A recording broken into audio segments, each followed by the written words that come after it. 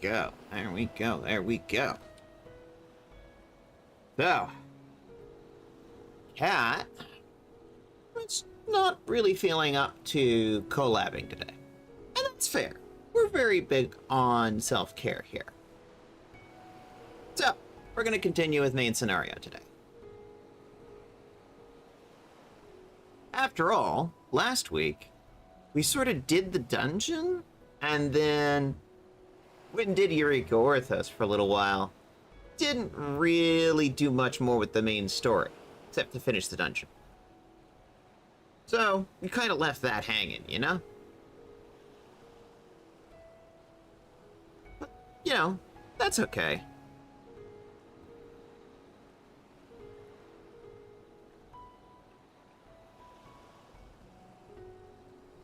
We're going to continue this week.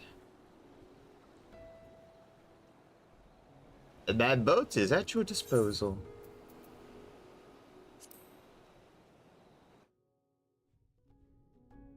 Ah, we were back here.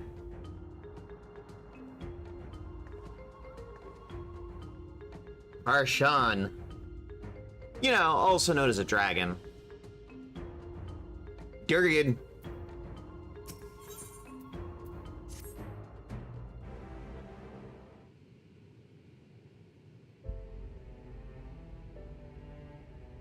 Is this cutscene voiced?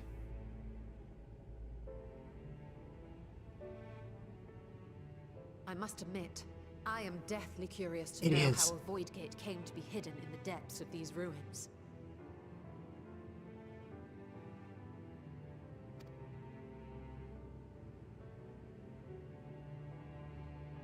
To tell that tale, we must first peer far to the south, and even further into memory.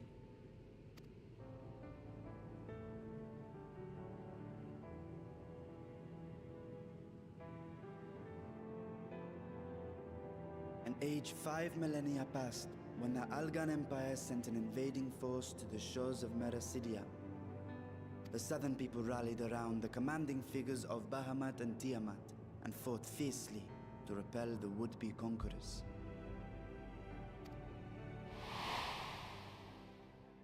With Bahamut's defeat, however, the tide turned against them.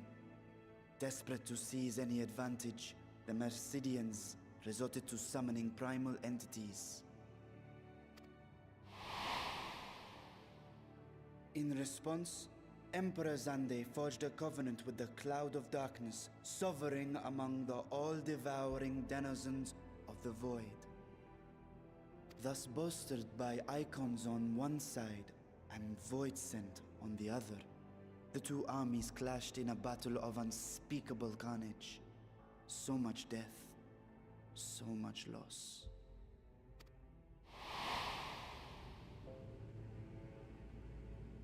I consider myself well versed in that period of history, yet you speak as one who witnessed it happen. Indeed, I did.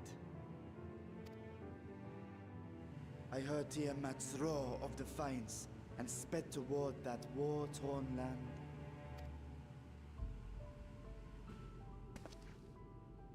Along with my sibling, Ashdaya.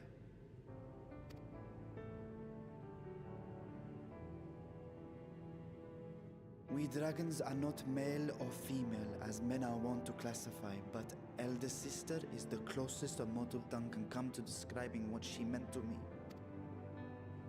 I was the last of our brood to hatch, and Ashdaya cared for me where my sire could not. Thus I was with her when Tiamat roared. I was with her when she journeyed south, and I was with her when she fought against the Void-sent hordes.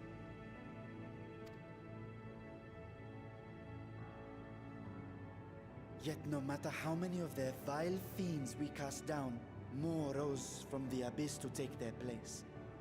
Faced with an unwinnable war of attrition, Ashdaya risked her all on a final gamble. She plunged through the Void Gate itself to strike at the root of their strength.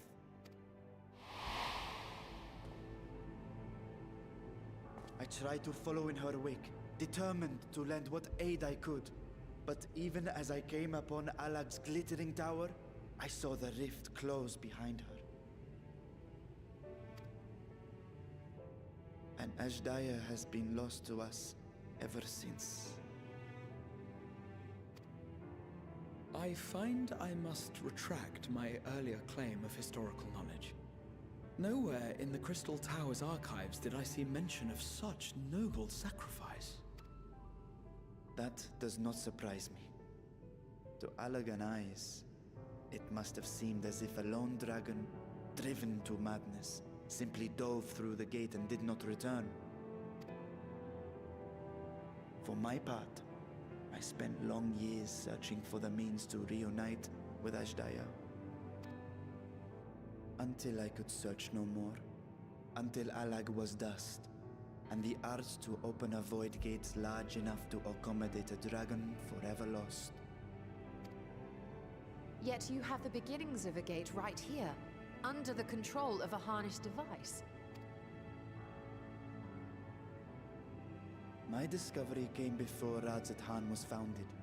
Though I scoured the lands for a method to cross the rift, it was beneath the sea that I chanced to find a natural planar fissure. It was, however, far too narrow to admit a worm's bulk. Only after our city rose upon the rock, and I could enlist the aid of our talented alchemists, did matters take a favorable turn. Their dedication was beyond reproach. Tirelessly they worked to expand the fissure, and after decades of toil, it finally grew to a size that a child might pass through.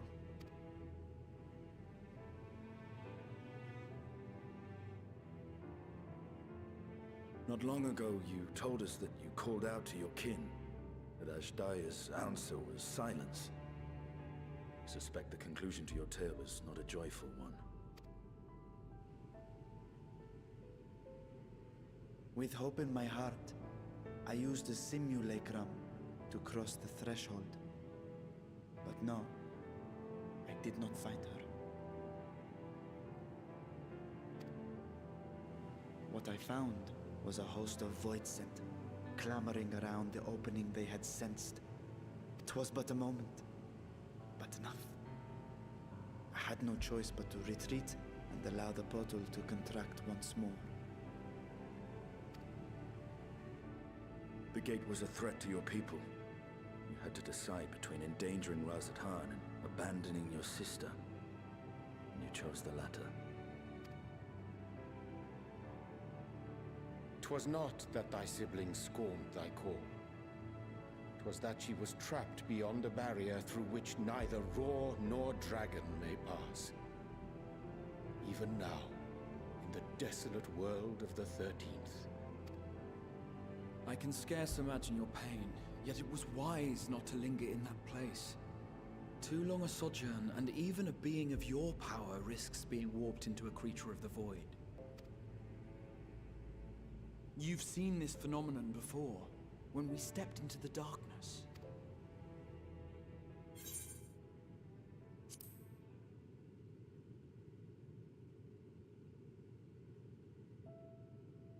I remember when Nero turned purple. Yes. His wounds had allowed the void's corruption to enter his body and twist his ether. Had it been allowed to progress much longer, I presume he would have been fully transformed.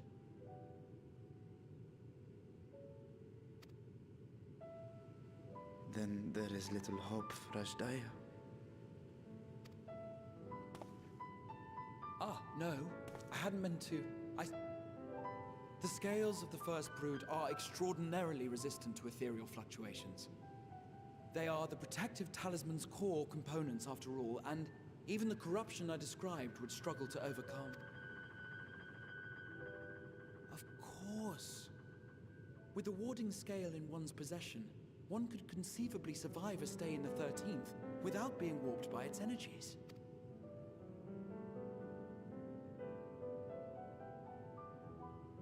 Be that as it may, it is too late to rescue my sister.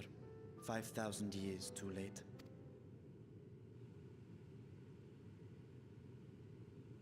now countless others look to me for guidance and protection.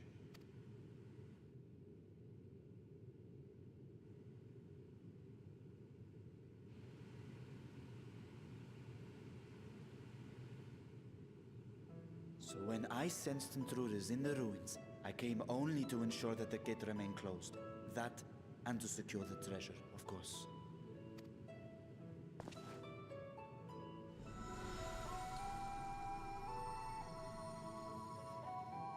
I wish only to forget the rest.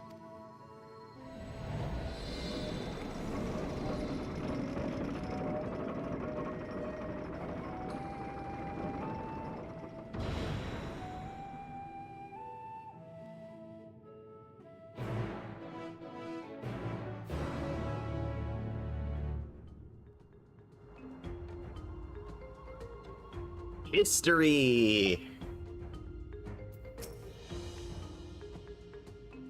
So they managed not only to expand the fissure, but also manipulate it as one might a gate. Astonishing. Is there a chance I could learn more of how this feat was accomplished? I will tell you what I can. However, I must return to the High Crucible and arrange to replace the Guardians you so handily destroyed. It will not do to leave the gate undefended. My apologies. We were perhaps a touch zealous in our rush to uncover the vault's secrets. If the constructs can be repaired, we would be happy to offer our assistance.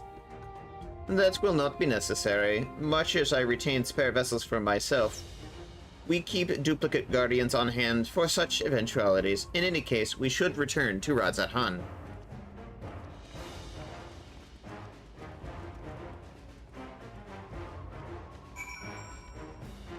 Cutscene time!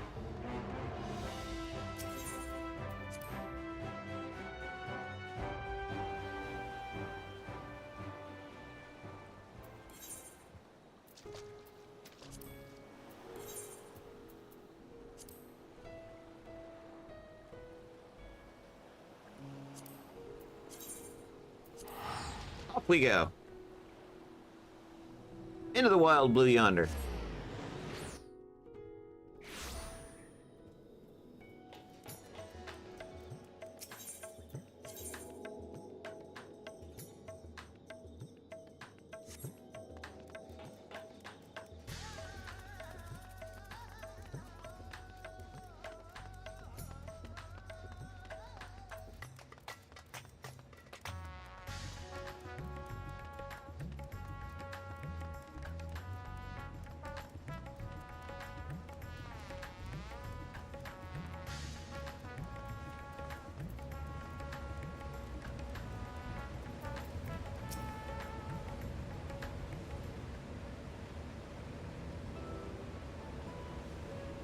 I promise we will discuss the Void Gate further, but first I must attend to the matter of the Vault's sentinels.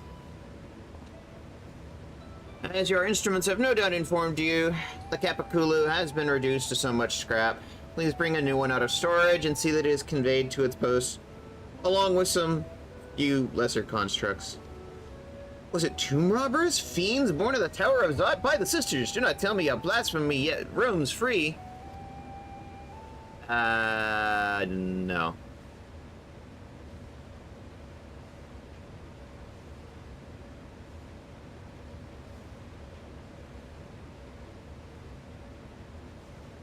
Yeah, we kind of broke it.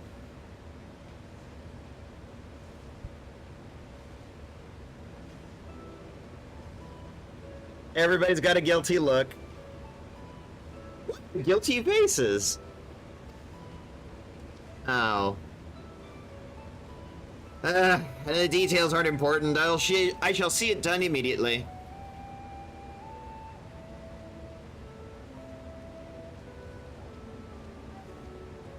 Secrets get constructs killed, apparently. And with that, the vault will be secure once more. Now, I believe you had questions? Quite a few, in fact. I'd like to begin with the gate itself. It is still functional, yes?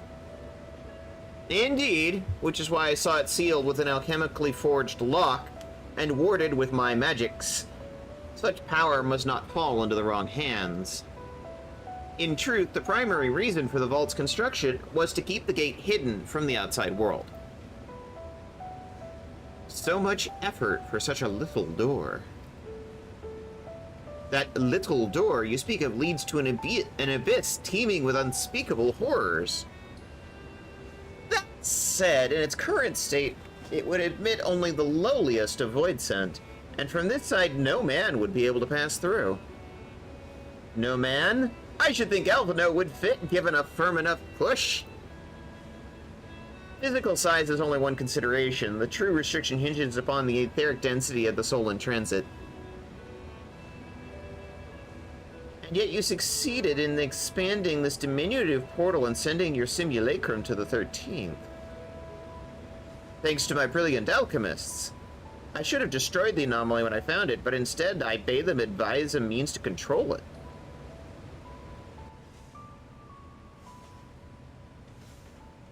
After much experimentation, they accomplished the impossible. A method was conceived by which magics could manipulate the fissure and transform it into a serviceable void gate. But the process has long since been forgotten. Once I had given up searching for Asdaya, there was no need to preserve such esoteric and dangerous knowledge. Thus, the gate has lain dormant for years uncounted. Our own passage to the 13th was made relatively simple thanks to the Crystal Tower. An ancient mechanism channeled the tower's vast stores of energy into a void gate, one bound to a covenant made with the Cloud of Darkness. Once that sovereign entity was beaten back, however, the covenant was broken and the doorway severed from its connection to the void. Theoretically, it should be possible to reconnect the gate by forging a new pact with another void scent, but such deals usually end in betrayal and death. In any case, we should attempt to gain an understanding of the Bounty Gate. Mayhap you could resume the search for your sister. Hello, Ividron. How's it going? We're doing some MSQ. As I have already explained, I put those futile hopes to rest centuries ago. My place and my duty is now here. I had meant to ask, what prompted you to search for the vault in the first place? See if the legends were true.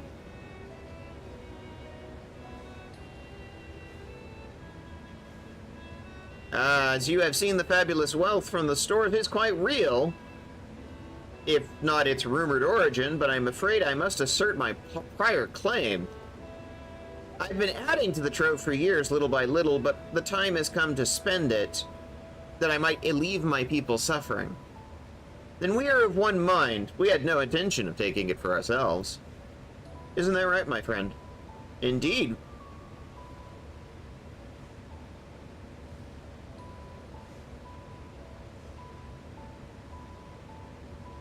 Your Excellency, would you object if I were to conduct a closer examination of the gate?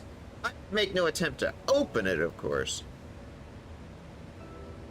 I owe you and yours a debt that can never be repaid. Whatever boon you ask of me, you shall have it. You are most gracious. I shall take full advantage of your permission. Would that I could join thee in thy study, but the Loperates will be anxious to receive my report. I beg my leave of you. Yeah, go visit your husband, Durianger. And I must be off to Charlene as well. Mistress Kryl has been eager to speak with you about that request, so please come back to the annex as soon as you're able. Farewell for now.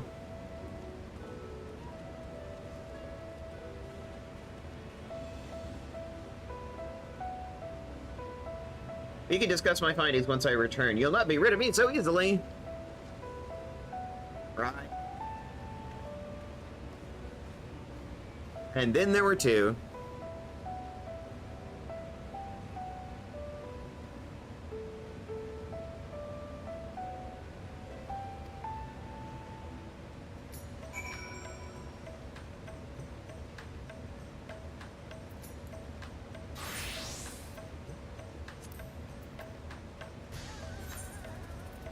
Would help if I was on the right class. I was still on Red Mage from our little trip to Eureka Orthos last week. The difficult part in all of this will be deciding how best to put these riches to use. Will you lend me your assistance in these deliberations? Of course. Thank you. We are in this together. I will follow her example.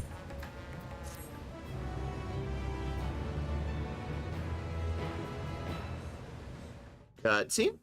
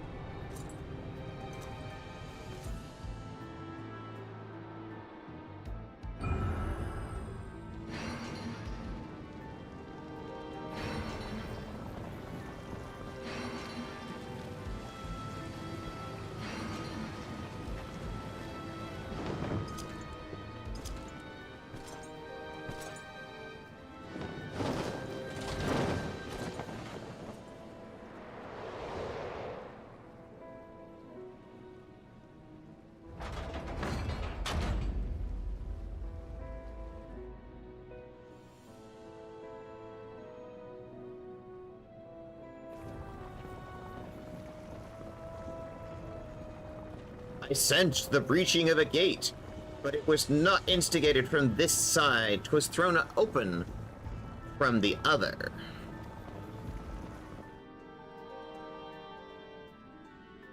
I, too, felt it. A rare occurrence, yes, but such a tiny portal is beneath our notice. There are more pressing concerns at hand. An opportunity is upon us, the coming of which we have waited nigh on 10,000 years. We dare not let it slip from our grasp.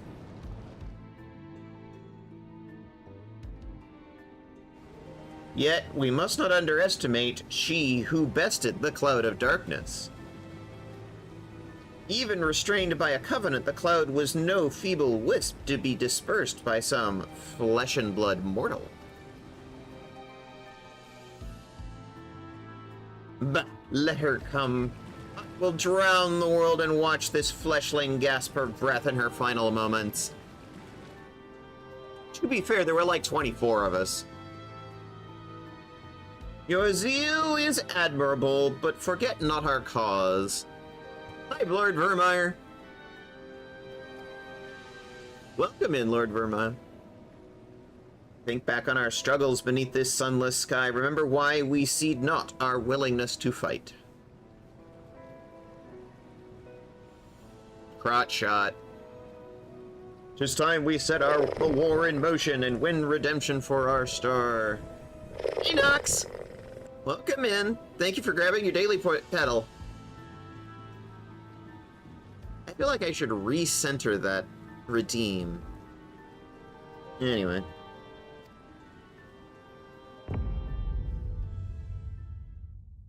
Oh, cutscene over.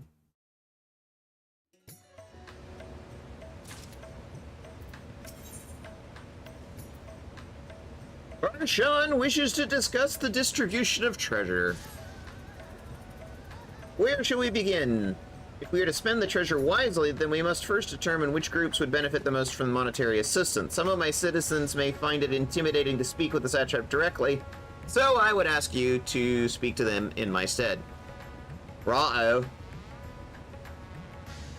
Visit Ekyala and Yadlamad. Please speak with Matya and his people and listen to their grievances. Estinian, I bid you do the same at Palaka's stand. I will be conducting my own inquiries at the Giant Skull grounds.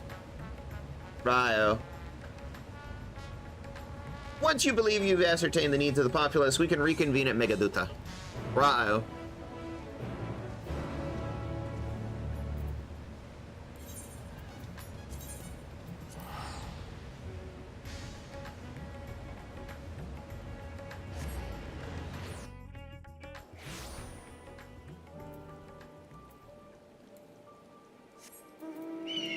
Oh, wrong one. Spike. There we go. Whee.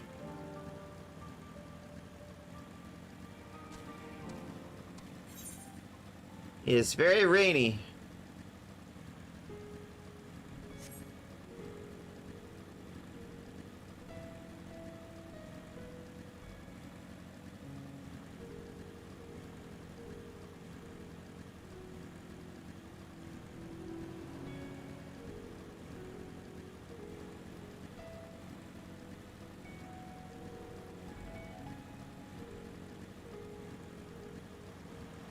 Hey, Matcha.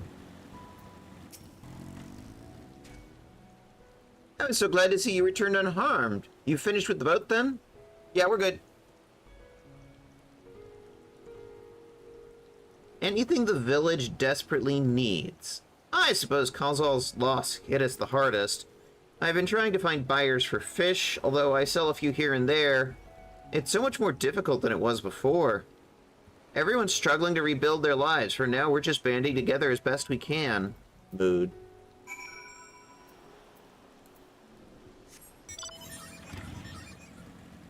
Oh, now it wants me to go back to Yedlamad. Jeez. I literally just came from there. Who wrote this?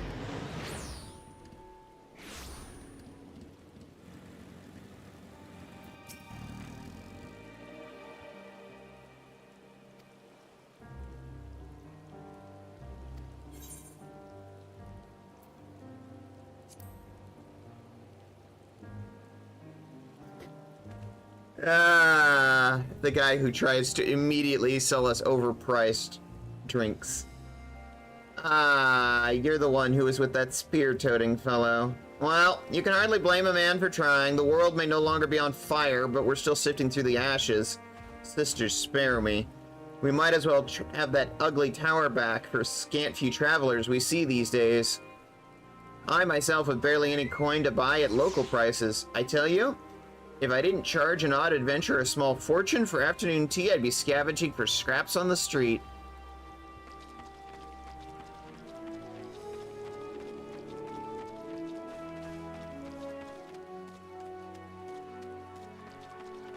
Once again, we are an overglorified messenger.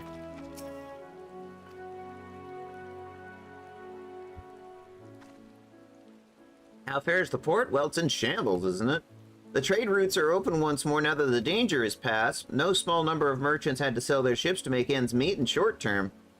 Add to that the sailors we lost in the final days, and it's little wonder the flow of exports is no more than a pitiful trickle. If Kalzal and his consortium were still with us, I'm sure he'd have found a way to turn our fortunes around. That was a man who got things done, God's rest his soul.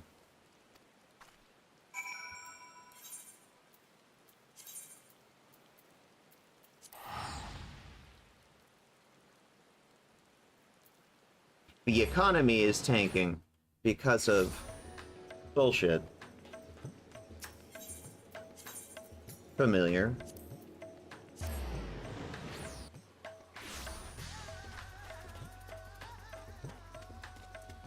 Bullshit out of their control.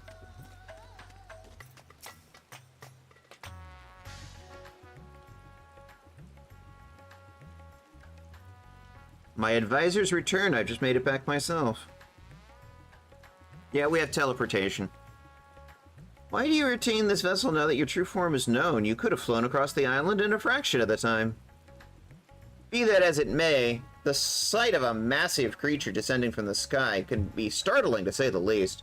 And there are a few places I can enter comfortably without risk of flattening some cart or stall.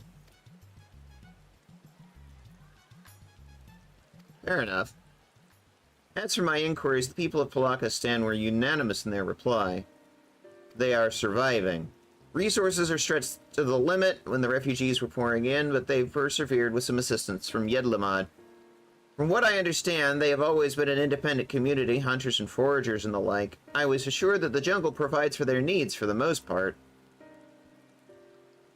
Palakistan has weathered the disaster better than most, it seems.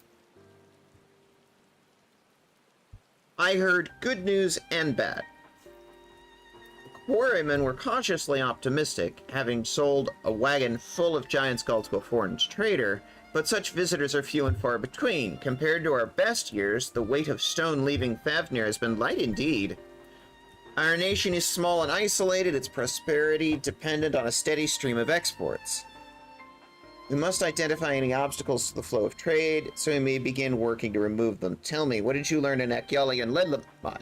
Pretty much the same.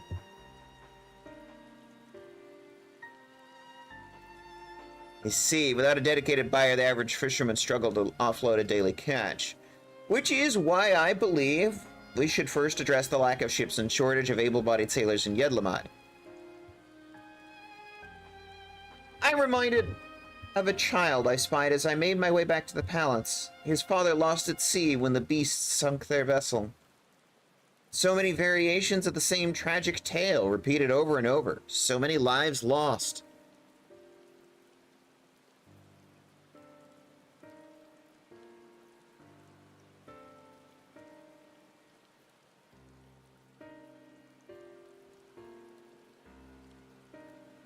Enough grief to drown in if we let ourselves be overcome, but we will not.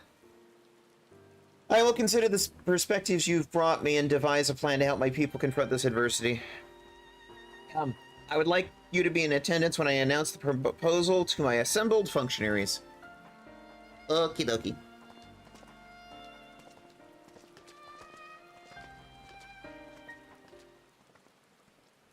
There's always this thing about after a major expansion, there's always a politics patch. I feel like we're doing the politics patch. Hello, Jurgen. For your attendance.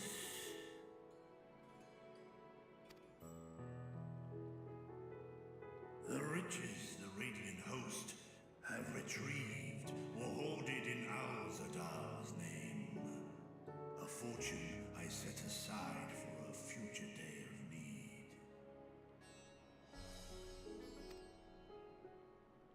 And lo, that day hath come. May it aid our wounded city in reclaiming its vibrancy and vigor. In better times, I would leave such a task to our capable Ahawan. God's rest his soul.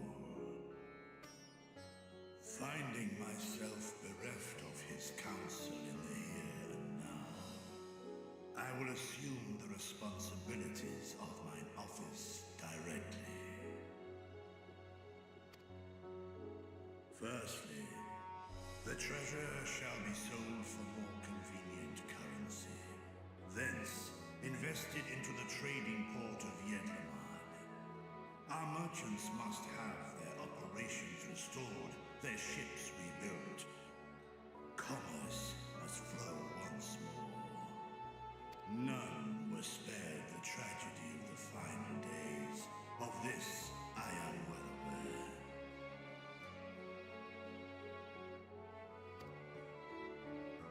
But an absence was created by the loss of Kalzar's consortium. And by filling it, we provide new means for our fishermen, our artisans, and others to bring their wares to distant markets.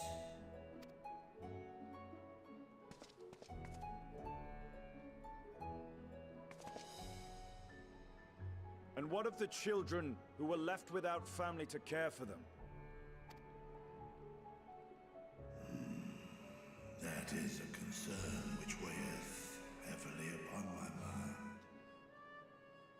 The simple gift of coin will soon be exhausted, leaving these young souls adrift on the fringes of our society. Nay, a proper solution is needed, one which doth guarantee their welfare for years to come. Thou hast surely seen how other nations rise to meet this challenge, adventurer. What dost thou deem the wisest course?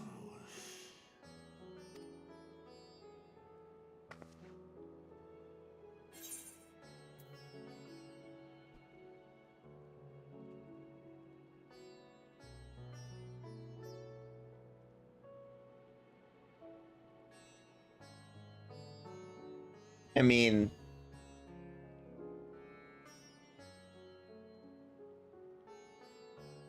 That's what orphanages are for. That's not an option they're giving me. Taxes, levy them on trade profits in exchange for your investment. And it takes a village. I'm not really sure what either of those things has to do with helping orphaned kids.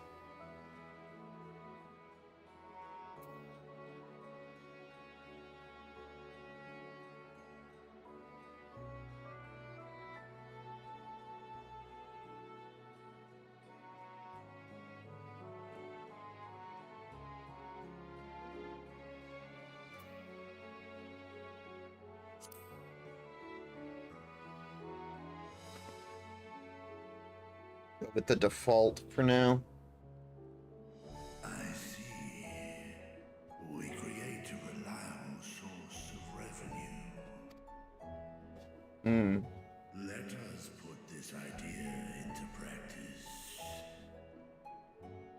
A contract shall be written, requiring all who receive of Al-Zadar's treasure to commit a portion of their future earnings towards the running of an orphanage.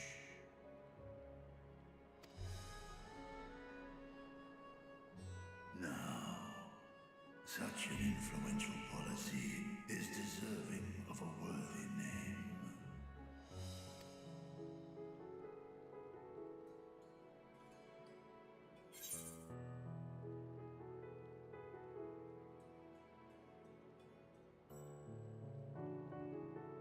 Something with Kalzal seems appropriate.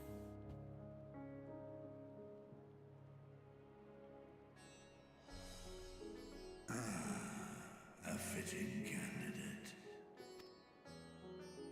Kalzal should be remembered, not as the blasphemy which terrorized Thavne, but as a hard-working and generous man who brought much wealth to our shores. Do any among you object to this proposition? Many here lost loved ones to the beasts.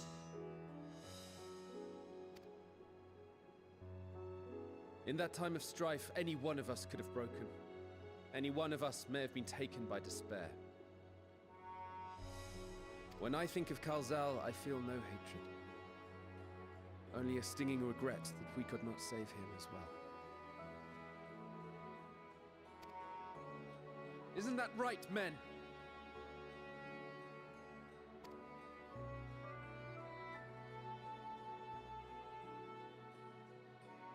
This bodes well for that boy. Murad, was it? Perhaps he can cut ties with that shady peddler. Then let it be done.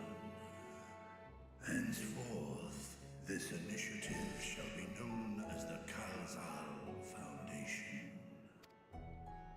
Nabdeen, thou art to assemble a patrol and ensure that no child in this city liveth in squalor.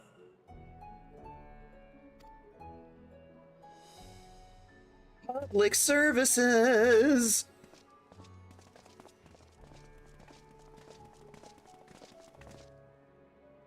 Clerks, see to the management of our funds and make haste. Our citizens must not suffer a day more than is necessary. Reinvestment in the community!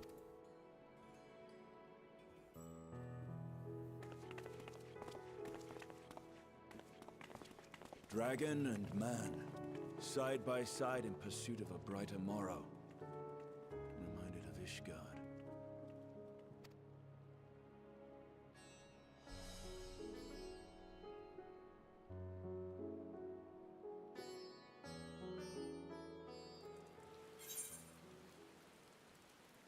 Almost FDR style politics. I'm in favor of this.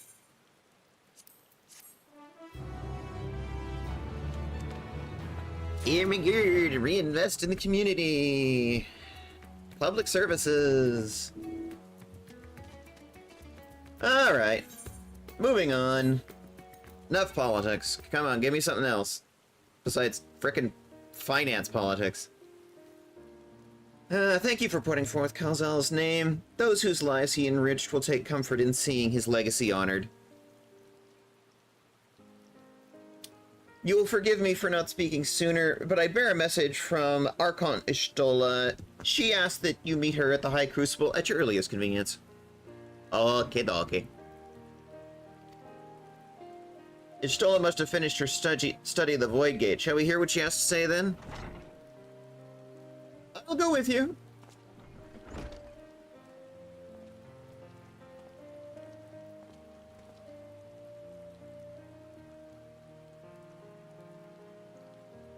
I thought the sapship would be too busy setting up the foundation. My clerks have been the well-oiled cogs of this administration since before Ahoan assumed office. They understand what needs to be done. And I am curious to learn what conclusions your Archon has reached concerning the gate's unique construction. Alright. As you wish. Allow me to lead the way, Your Excellency.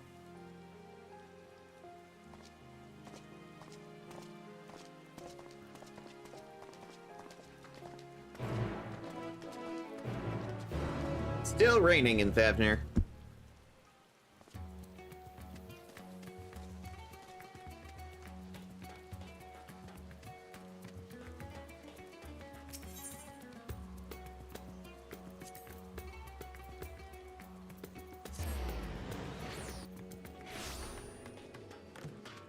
Whee!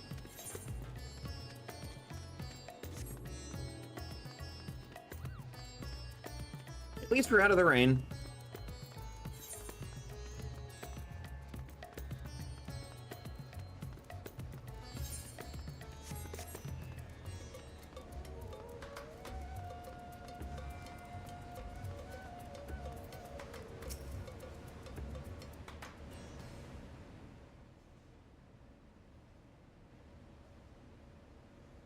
Right, here we all are. You discovered something new. I took a closer look at that device. I was able to determine how it keeps the Void Gate sealed, but not how it might instead be employed to expand the opening. For that, I would need to reference the technique developed by Vritra's alchemists, no records of which appear to have survived the intervening years. We know this, so why have you sent for us? Have you learned aught of value or not?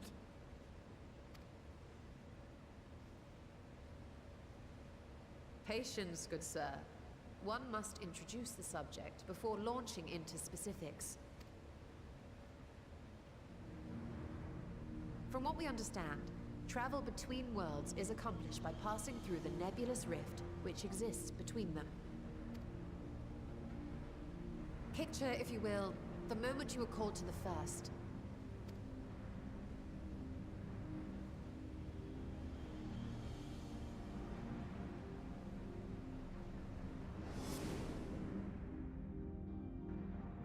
You touched a focus of some kind to help the Exarch pinpoint your location. His summoning spell then channeled the energies of the Crystal Tower to begin your journey to his world.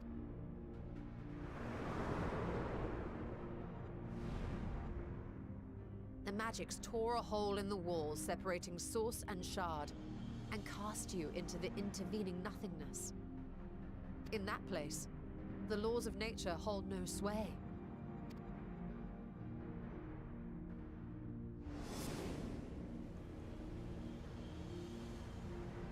Yet even through this realm of temporal and spatial instability, you were borne safely to your destination in the first. The feat that guided you across such an unimaginable distance, both physical and metaphorical, was nothing short of a miracle.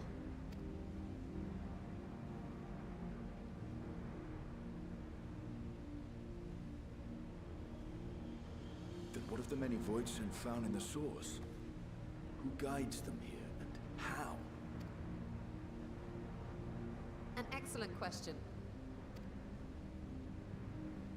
Though there are several methods by which the Void's denizens might intrude upon our world, the rituals of summoning, are the most typical. For example, let us consider the gargoyle, a creature of middling power.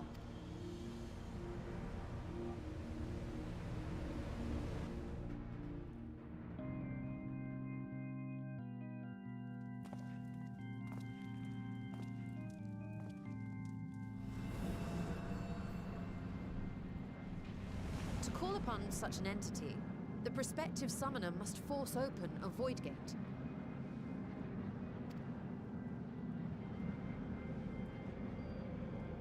The portal lasts but a moment and is relatively small, allowing only an imp or other lesser being to squeeze through with their physical body intact.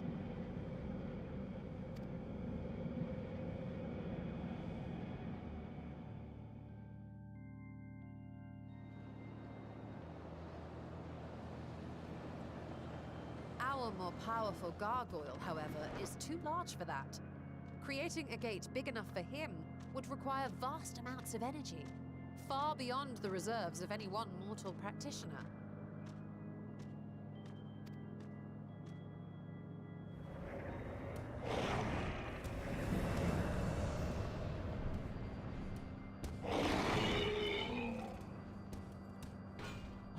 Instead, 'tis far more common to bring over only the entity's soul. We had a taste of that ourselves when a certain exarch dragged us to the first.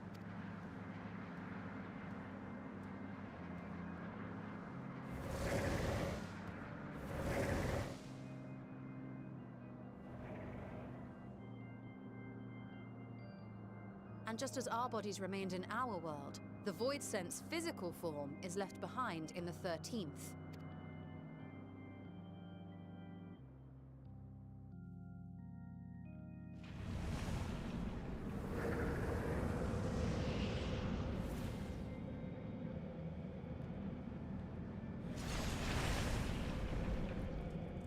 Once at its destination, the summoned soul is granted a temporary shell to inhabit.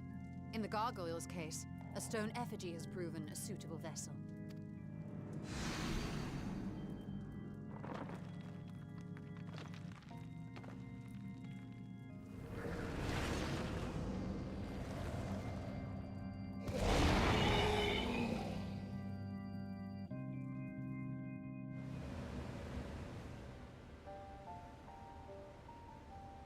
Wait. You said that Voidsent must be called here deliberately by someone in the source, reeled in like a fisherman with his catch. Exactly. For a being to navigate the chaos of the rift, with or without form, there must needs be a guiding agent on the other side. When the hordes poured forth from Alag's Great Gate, it was the technologists who drew them through. Though to my knowledge, planar fissures are in essence natural passages between our world and the void, which require no such guidance to traverse.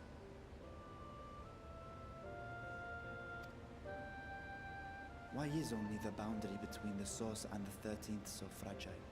So much so that it often tears open of its own accord. I believe solving that mystery is key to understanding travel between the source and its reflections. And how do you intend to get your answers? No, the danger is too great. Perhaps, but what some call danger, others think of as adventure. Were you not listening to my tale? Never mind that the means to expand the gate has been lost to the ages. Even could you force the portal wide enough, you would be greeted by an army of murderous horrors the very instant you step through.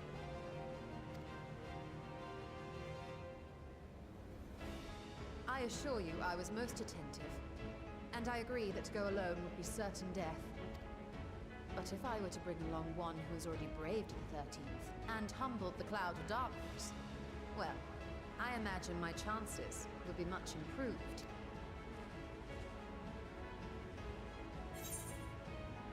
Get to punch a demon? Cool.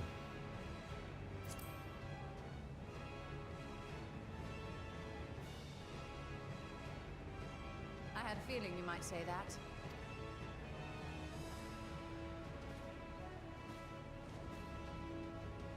Once again, I put my life in your ever-reliable hands.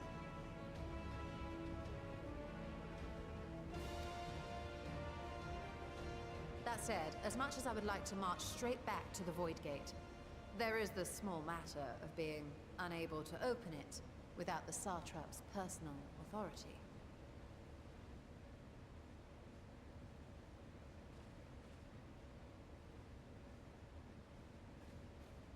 As I've said before, I will grant you and yours any boon you choose to name, provided it does not endanger my people. You have my word that we will take every precaution. Not a single void scent will be allowed to threaten Radzatan, assuming we manage to expand the portal in the first place. You have a plan. Actually, I had hoped you might help us with that.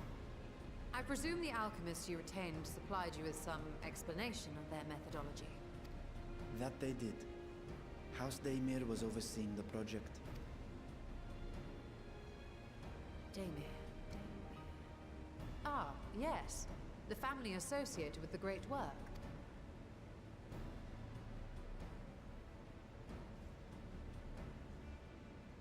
I did not fully comprehend the theory, but their research began with a void scent which had slipped through the fissure. After a thorough examination, they created an arcane simulacrum possessed of similar qualities. A man-made void scent, if you will. It was apparently indispensable in their efforts to enlarge the gate. Welcome in, Candied Euphoria. Thank you for picking up your daily pedal. We're doing some main scenario. More main quest stuff. Post and Walker. Building up towards Dawn Trail. A man-made void scent.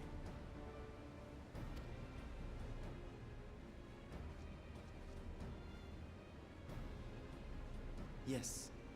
Being great admirers of the Archons, House Daymir submitted detailed notes to Charlene's official committee. They expected praise and accolades for their simulacrum, and were thus devastated to be informed that their work had been classified as prohibited material. If that's true, then those notes might still be stored in a forbidden archive somewhere. Not Google, of course, since that library had yet to be built. Which leaves us with... The restricted section of the Numenon.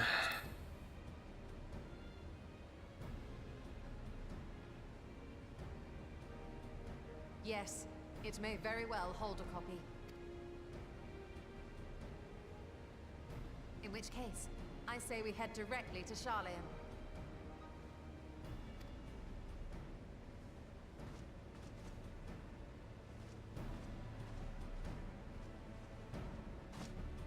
Unless you anticipate needing help to reach the high shelves, I see myself being of little use. Go on ahead. I still need to find Mirad and tell him about the Kalzal Foundation.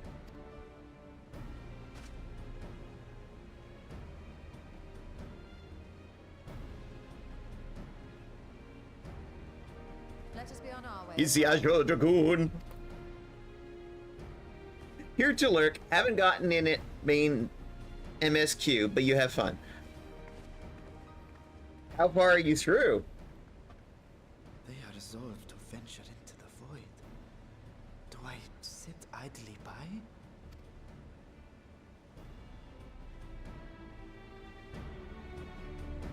Considering this is pretty late in story.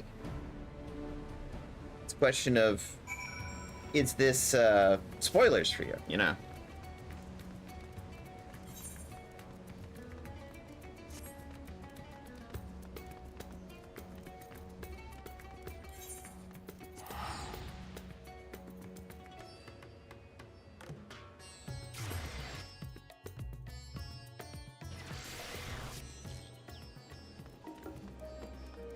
Hey, girlfriend. If we're to enter the Numenon's restricted archives with a minimum of fuss, then we must secure permission from the Forum. First, however, we need to enlist the cooperation of a member to broach the matter on our behalf. Who do you think might be inclined to assist us?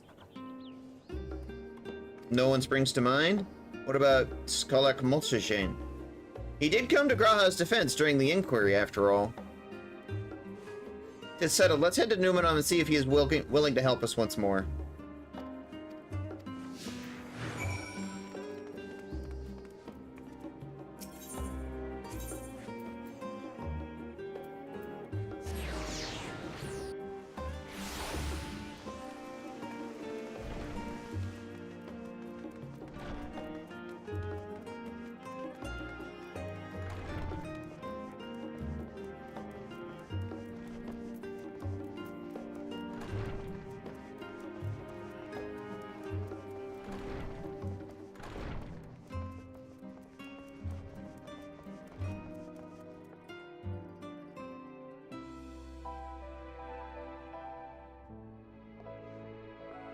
I love it. It looks like a blackboard. Very classic sort of classroom look, you know? Is this voiced? No. Ah, visitors, and quite esteemed ones at that. What may I do for you? Pray forgive the intrusion, Scholark, but we were hoping you might help us secure permission to enter Numenon's restricted archives. Oh, no furtive forays into the stacks this time, eh?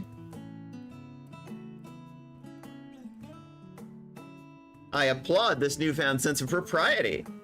Yet, in all this wide world of comparative serenity, what compels you to disturb the vault of forbidden wisdom?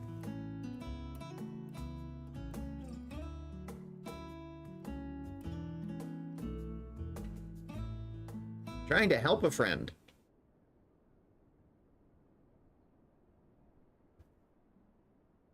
Fascinating. I had no idea such a technique existed. I would have been surprised if you had. If my assumption is correct, the research left behind by House Daimir had lain dormant in Charlene's archives for many centuries. And if you unearth this research, what then? Surely you don't intend to cross over into the void. That is, in fact, precisely what we intend. To what end, pray tell? To develop a means of traversing the rift, for one, that I might keep my word to a distant friend.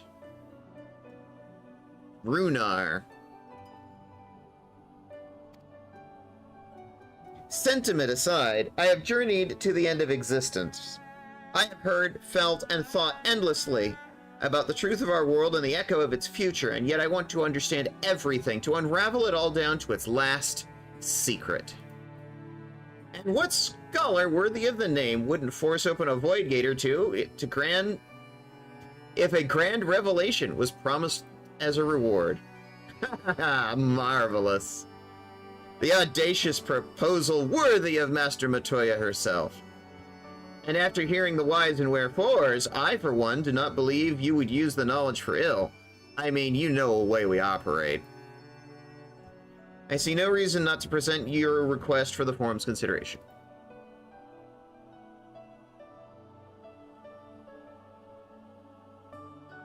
Although your petition would be better received if you also had the support of another well-placed acquaintance.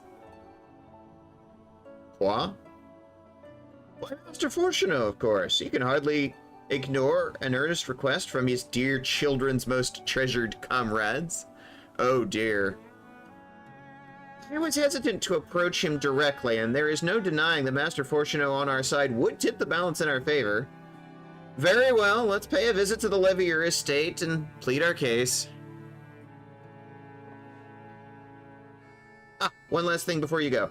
I would consider it a personal favor if you might share with me the discoveries you make in the void. Okay. My appetite for knowledge is every bit as insatiable as yours, I'd wager. So if you could see your way to indulge an old man's curiosity...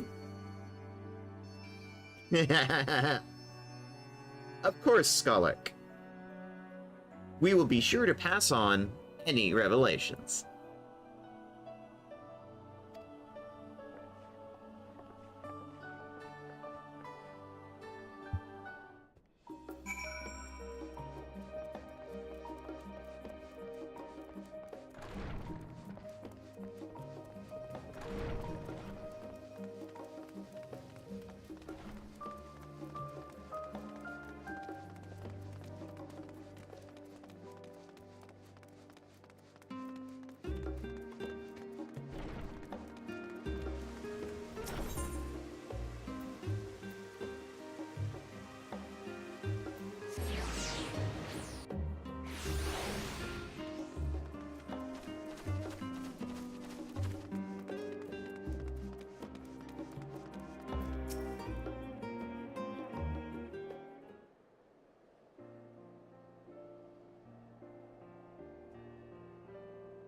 How may be I may How may I be of assistance? We've come to speak with Master Fortuno. Is he home by any chance? Yes, the master is in residence. I shall inform him he has guests.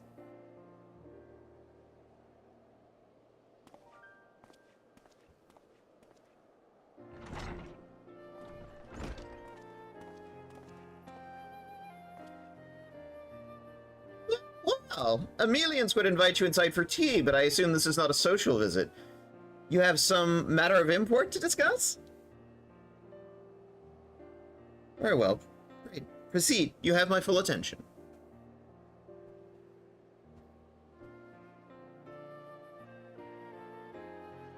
So, Twitch is coming up on an ad break. I think it's time to give my voice a rest for a bit. This involves me doing quite a bit of voice acting, because I'm sitting here reading a lot. Been doing quite a lot of that lately. For those of you who follow Blood of the Triad 2099, we've been doing a fair amount of recording recently, and we'll be doing more later. So, I'm going to do a little self-care. Be right back. Give me 5 minutes. I'll run an ad in the meantime. Be right back.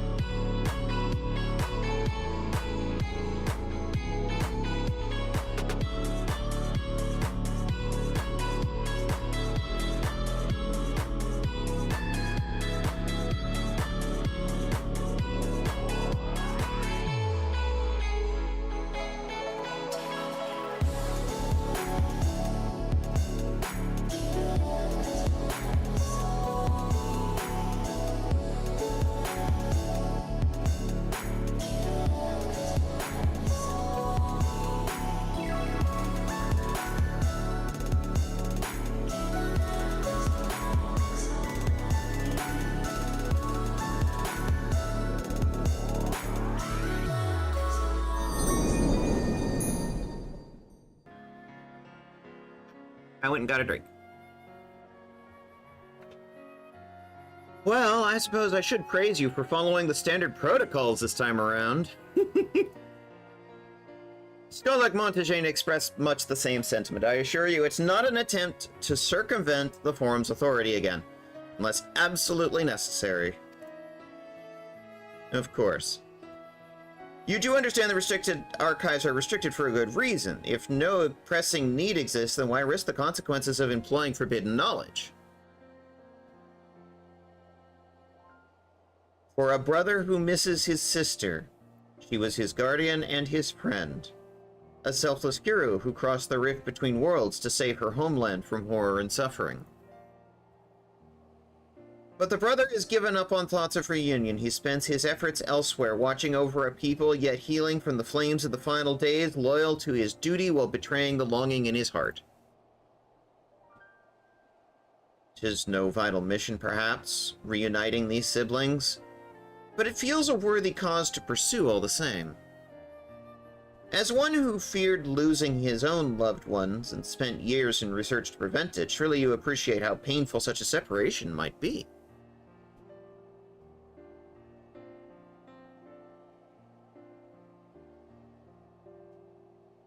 Reflections are still very much a mystery to us. Offering to share your experiences in the first should constitute a fair exchange for our cooperation. Hey, Cat and Buzz! Welcome in. Thank you for picking up your daily pedal. It's nice to hear from you. How you feeling?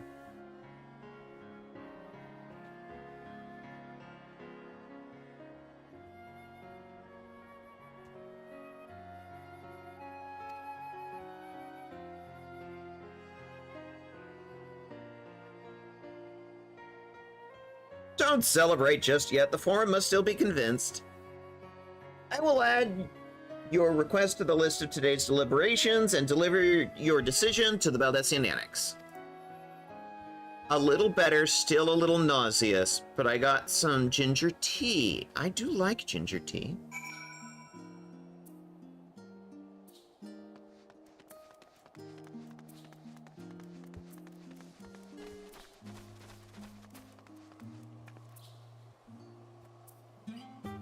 Well, we still have some recording to do later, so let me know when you're up for that.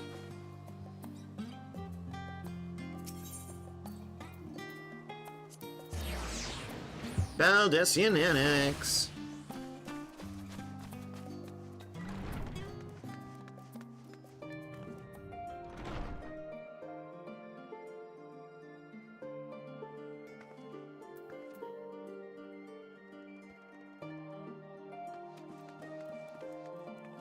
Ah, yes. You have to walk her into the circle. Got it.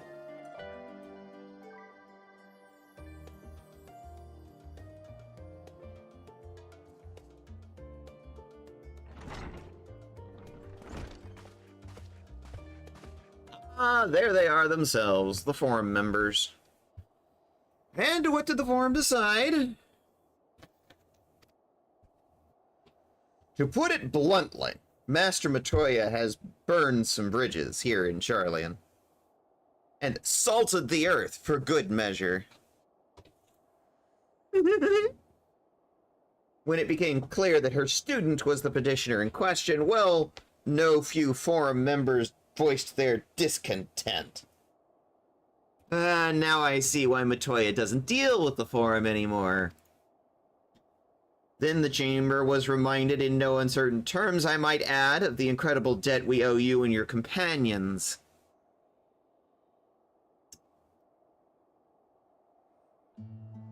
For saving the fucking world. That served to silence the grumbles and stiffen a few spines. And it was agreed that allowing you entry to the archives was the least we could do in return for saving the world. That is wonderful news. Thank you for speaking on our behalf. Force Shinowit to bat for us.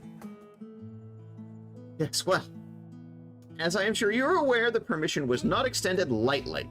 Forbidden knowledge is to be treated with utmost caution, and there will be repercussions if it is not. I wish you well in your endeavor, and I bid you good day. Portino went to bat for us. Ever the same, that one. Uncompromising, aye. But the very stoicism is exactly what Charlia needed to guide it through not one, but two exoduses.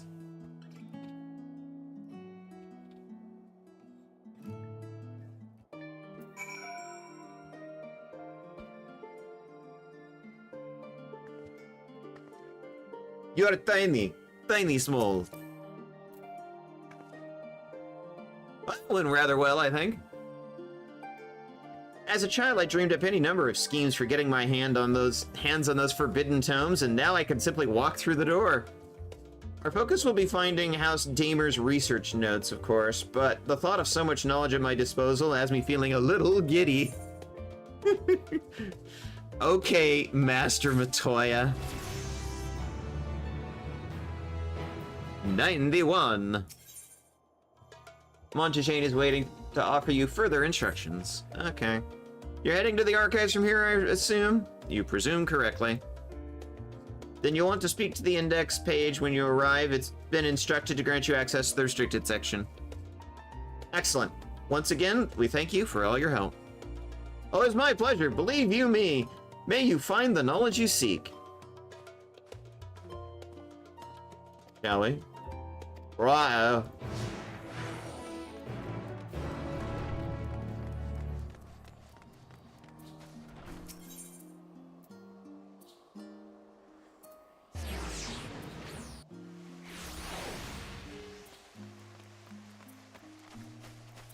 Come on, Master Matoya.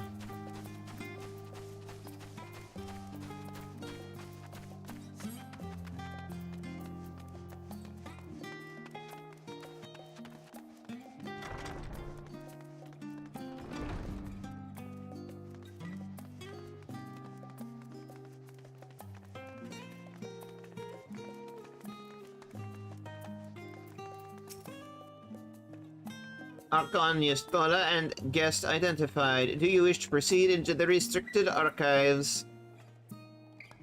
Follow me, if you would. Watch your step. Please note that the use of naked flames is discouraged.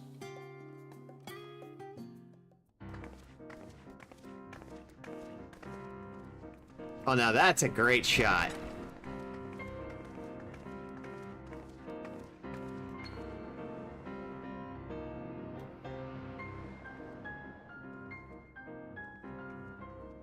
I want a circular pillar bookshelf. I think that's awesome. I want a circular pillar bookshelf. If House Damir's notes are to be found anywhere, it will be here. Let us begin. Sort of a new jazz rendition of the Google Library theme.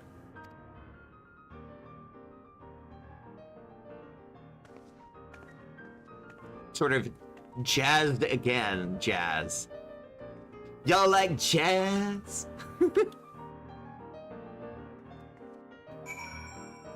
Hey baby, you like jazz?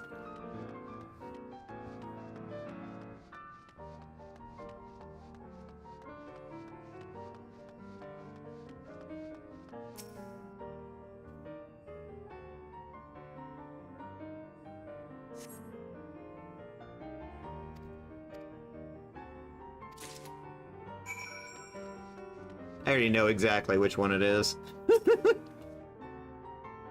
You have something to show me, don't you? Apologies, I flipped open but a single book and got completely absorbed in its contents.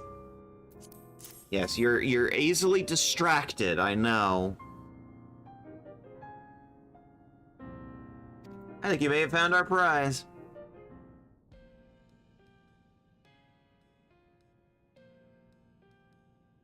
No naked flames! And you literally have... Yes, the ether signature is unmistakable. I've felt the traces of House Damir's resonance many times at the Great Work. Time to see what all the fuss was about.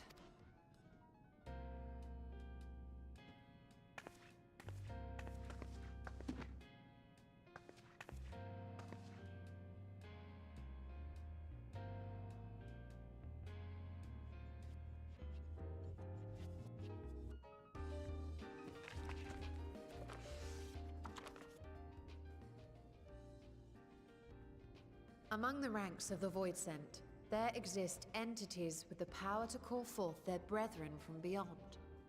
The species known as Atomos, however, is uniquely prodigious in this regard.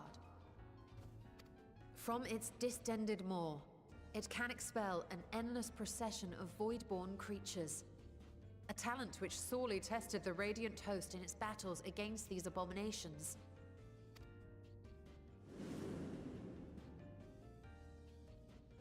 Surmising that the entity itself was acting as a void gate, we endeavored to capture a small specimen and subsequently examine its physiological structure.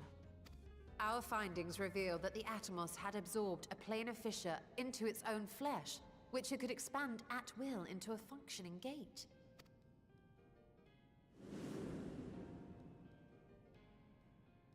Upon further analysis, we identified an ethereal wave pattern emitted during this process.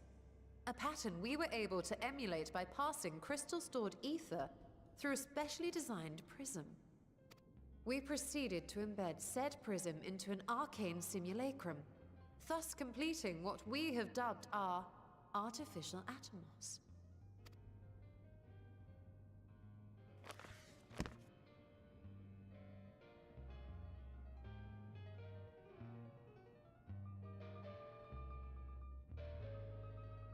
How could I have been so blind to the possibilities? This species, not to mention its ability to summon Void Sent, has been discussed among academics for years now.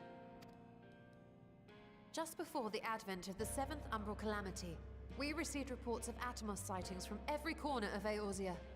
Surely you've at least heard the tales. Oh yeah, during the 7th Umbral Calamity, they were popping up just about everywhere there were Aetherites, and just going crazy.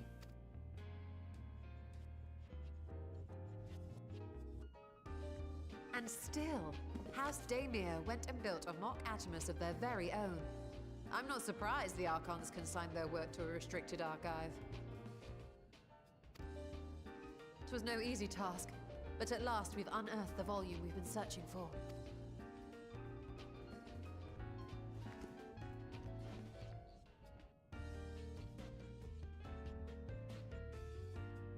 I'd be lying if I said I wasn't tempted to stay longer.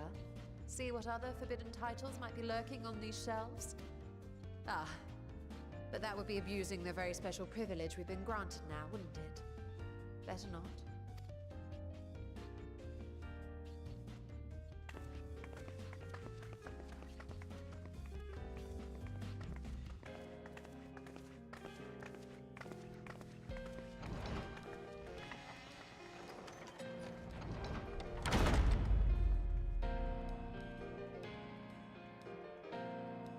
We took the tome we came for, and that is all. As much as I would love to start crafting the Atomos, I'm afraid this research is far outside my field of expertise. Well, you might want to talk to the alchemists. Fortunately, we know a Hannish alchemist who would be delighted to involve herself in a House Daemir project. Our business here is concluded for the moment. Please pass on our regards to the forum. Your message will be conveyed. Should you wish to indulge more forbidden literature, I will be here. Patron mode disabled. Security mode engaged. If anyone can help us, Nadana can. We should return to Thavnir and look for her great work. Okay.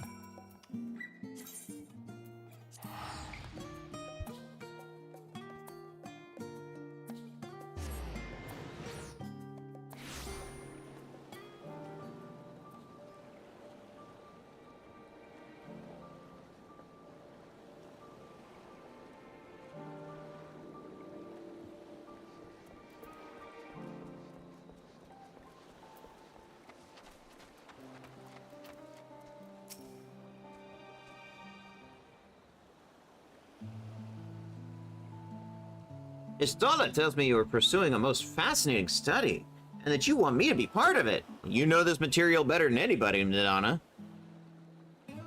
I've no doubt you'll be interested. The research log should speak for itself. Will it now? Hey, the sisters, the mark of House Daymere. I never knew such a work existed. You should. It was sequestered in Numenor's restricted archives, after all. It was? But that means every word is forbidden knowledge. A forbidden tome with forbidden research, and you put it right in my unsuspecting hand? I can hardly wait to read it!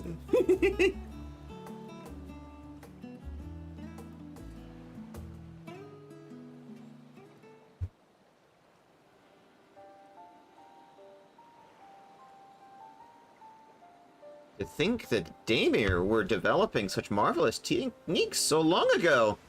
How many innovations have been lost over the centuries, I wonder? Oh, now it's raining. Great. Well, Cat, I can now participate in a wet t-shirt contest. Now that you've glanced over the notes, what do you say helping us build a new Makatomos? Yeah, I say yes 1,000 times, yes. Nerds! Work on a Daymere project that has a redoubtable scholars of Charlian trembling in their sandals? No alchemist of the great work could resist. You are a woman after my own heart. Oh, I should probably ask. What do you mean to do with this big-a-mouth simulacrum once you build it? Travel to the 13th. So, that's a secret void gate, and it's sealed in the ruins at the bottom of the bounty? Today is a day of revelations indeed.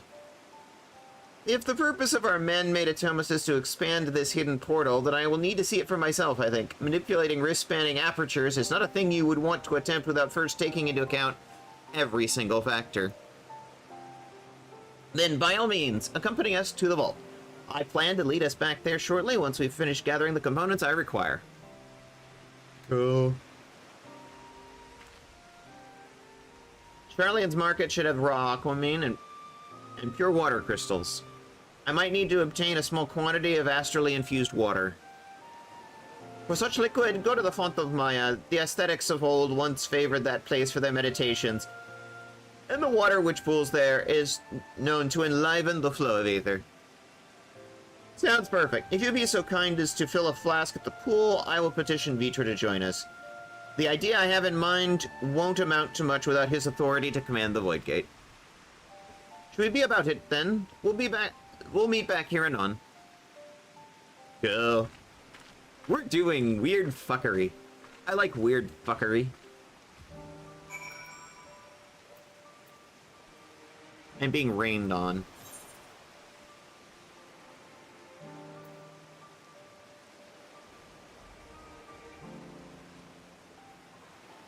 Ah, Font of Maya.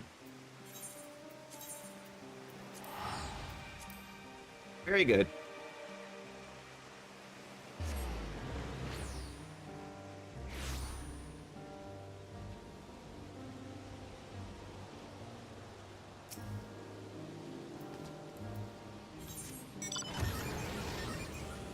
Yeah. Why do I keep those on my bar?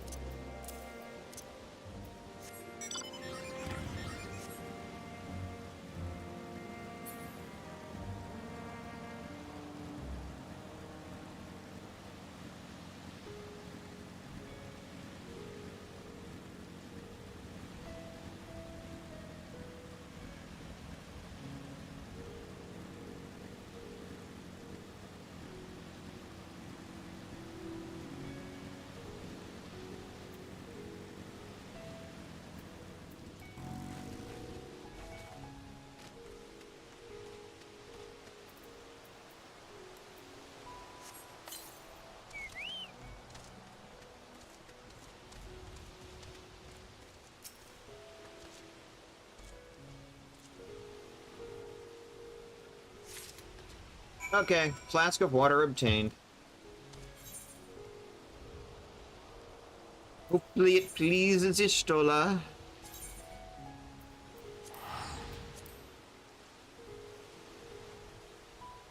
There, I did my fetch quest.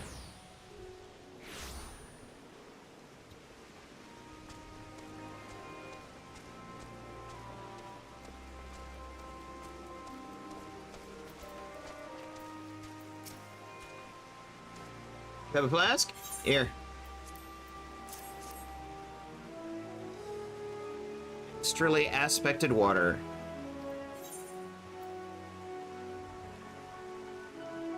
Wow, this is useless.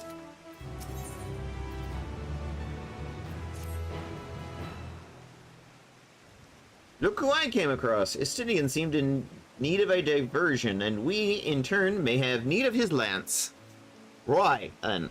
Now that our little party is assembled, let's make our way for the ruins. Will we have need of Matya's boat again? Probably. Not this time. Once Yustola informed me of our destination, I arranged for a vessel be made ready at Akyale. Oh, well, thank you, Vitra. Your Excellency is ever the gracious host. Shall we?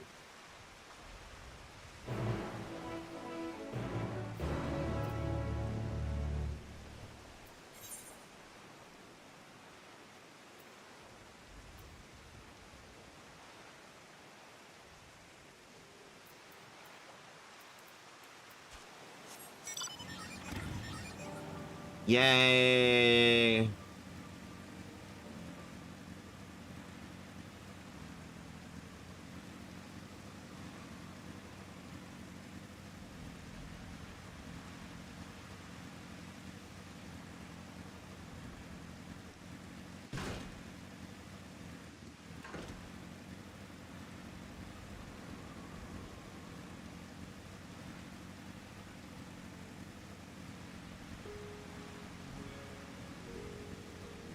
Well, at least the sky is full of rain and not dropping fireballs. That's an improvement.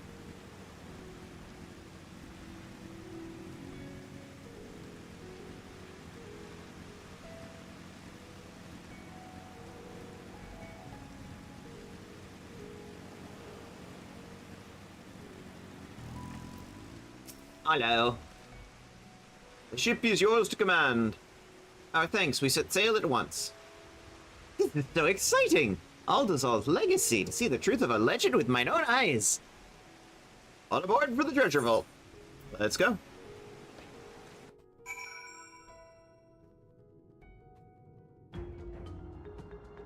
Weaver's Warding.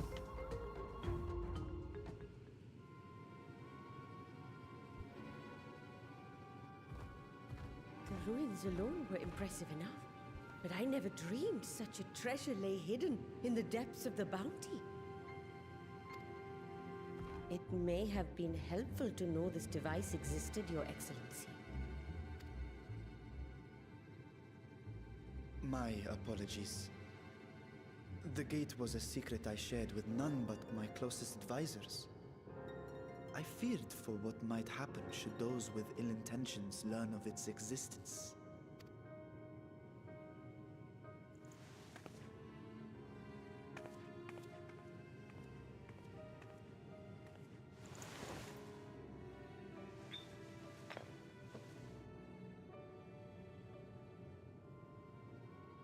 What is it you're doing now? There's something I wish to verify. The NOAA reports claim that a short stint into the void carries little risk of etheric imbalance, should one suffer an injury, however, or if one's expedition drags on longer than intended, that risk becomes significantly greater. Graha theorized that a warding scale would confer protection from the void's corrupting influence. But I would prefer to test that hypothesis before we set foot in the 13th ourselves. So, this is an experiment of sorts. Yes, an experiment. Tell me, how would you go about testing the efficacy of the warding scale?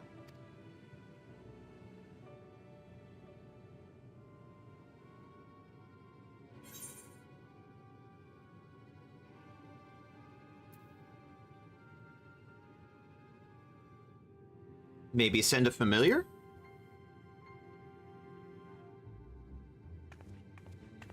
Very good. I see you've been paying attention. As Vritra sent his simulacrum, so too shall we rely on a familiar to bear the brunt of any unpleasant consequences.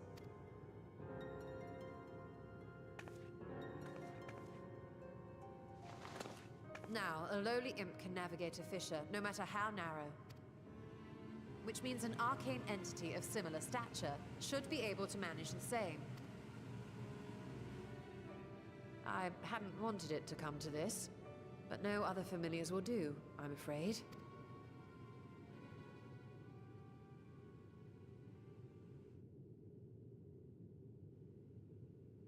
I mislike the sound of that.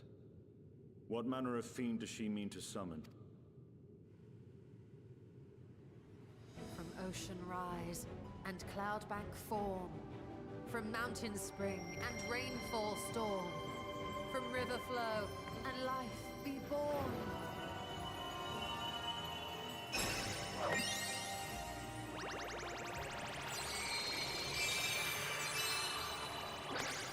Water, water, froth and foam!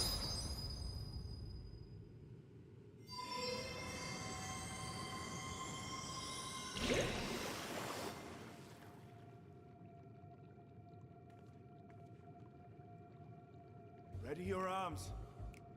I fear she's been possessed. Oh, come now. That was adorable.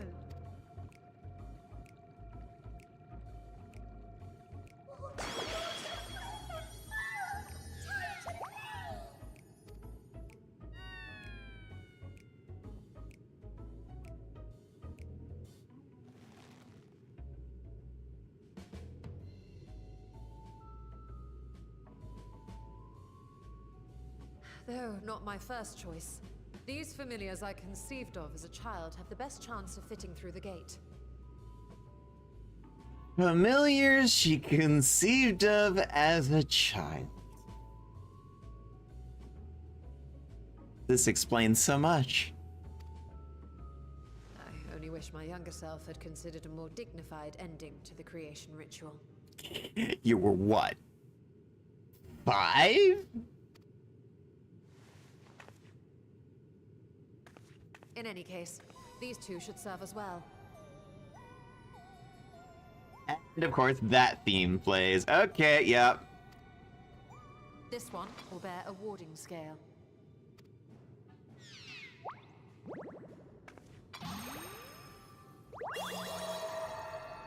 And when they return from the 13th, we can observe how the talisman, or absence thereof, has affected the progress of the Void's corruption.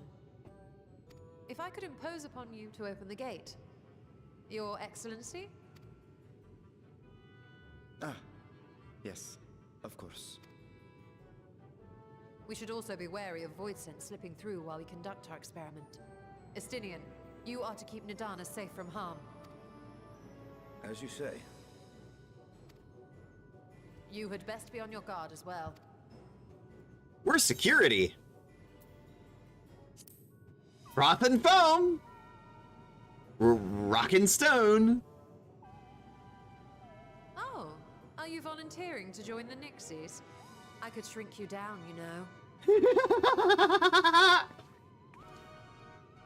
Let us begin, shall we?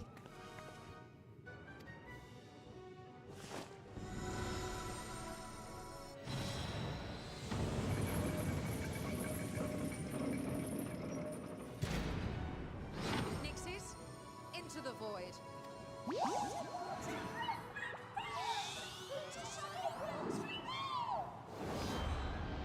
Adorable.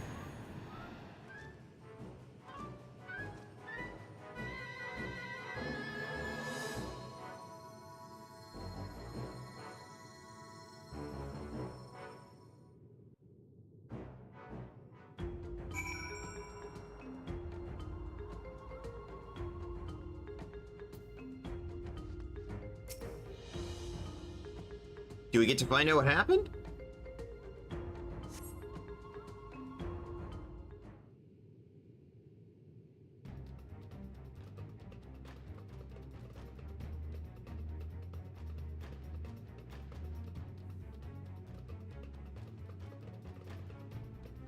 Nidana looks so excited.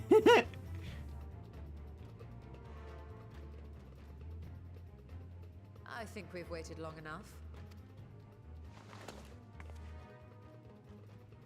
Nixies, return to my side.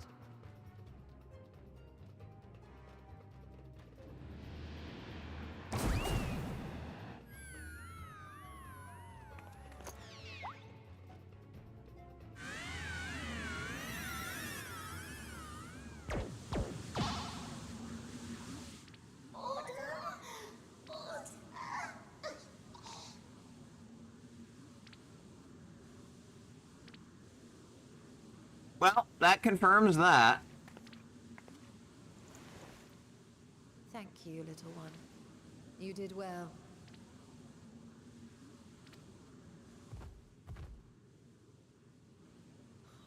Poor thing. Its essence has been irrevocably warped.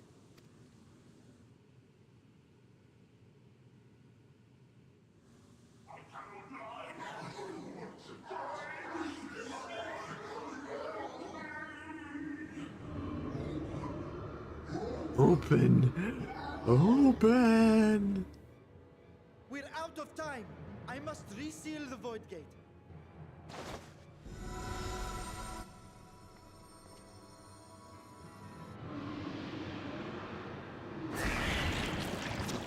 They're coming through!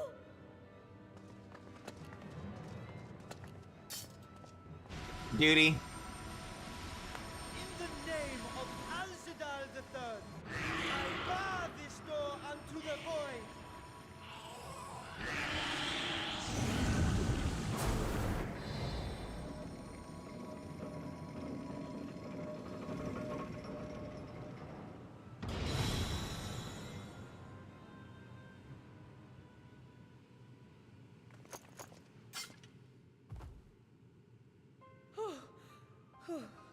Well, that was a sharp lesson in the dangers of void gates. Mm-hmm.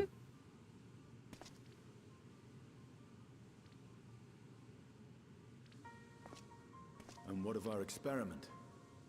I'd say the results speak for themselves.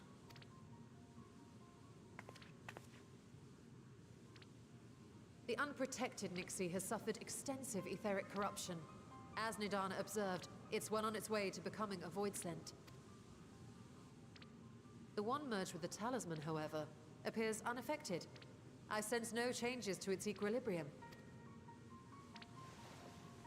Rest now, little ones.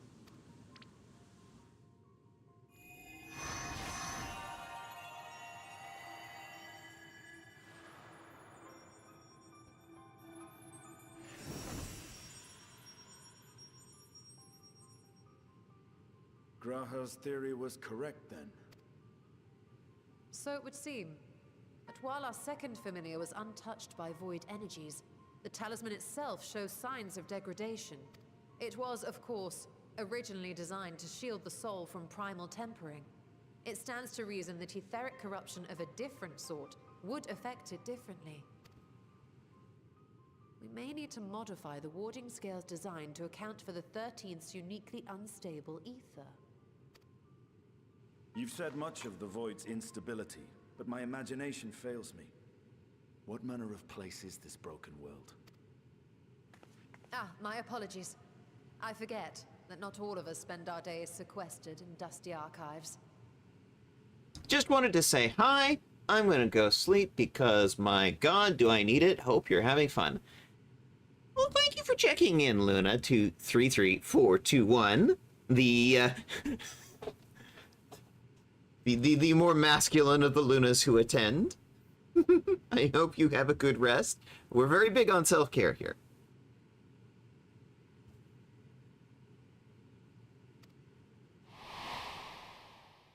History lesson. Is a reflection of the source that was drowned in a flood of darkness. Ah, the music here is from the World of Darkness raid. In Emmett Selk's own words, this tragedy was a result of the Ascians' attempts to force a rejoining. They erred in their haste, and made of that world a useless void.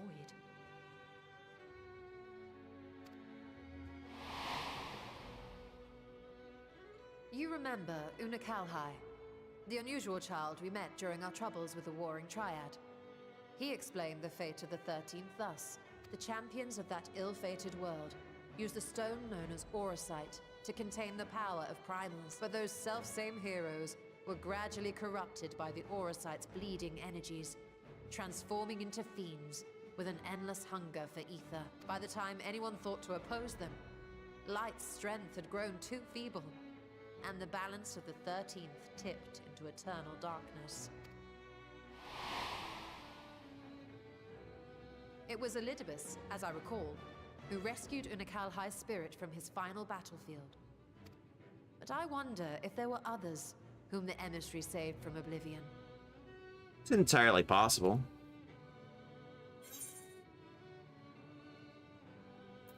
Ardbert's companion, the elven swordswoman.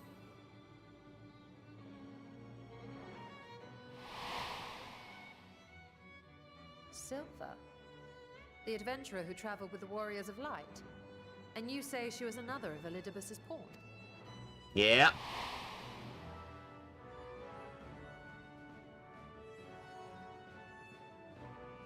I see. So Ciela, or rather Silva, was beguiled by the same dreams of heroism as Unikal High. And what of your own experience? Will you tell us of what you observed during Noah's expedition? I punched a cloud of darkness in the teeth.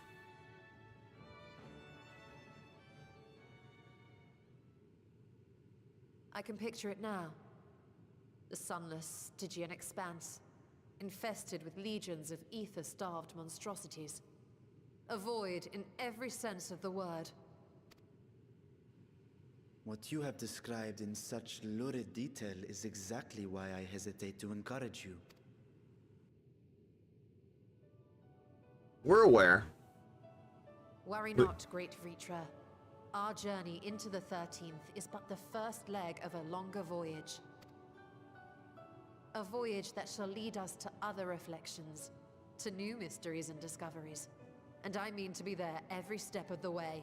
You want to go back to the first. Shadowbringers reference? But first, I must focus on refining the warding talisman. Then I can begin work on constructing an artificial Atomos.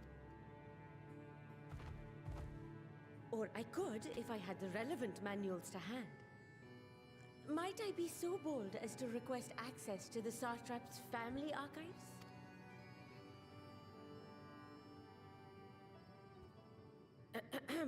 Your Excellency?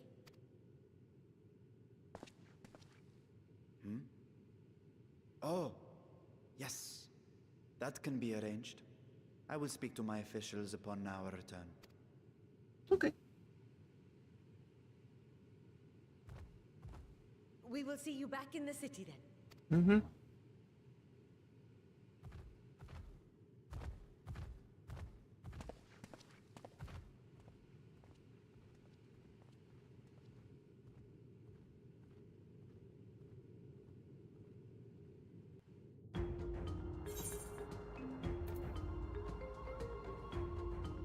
Bending, slaying, aiming, healing, casting. Well.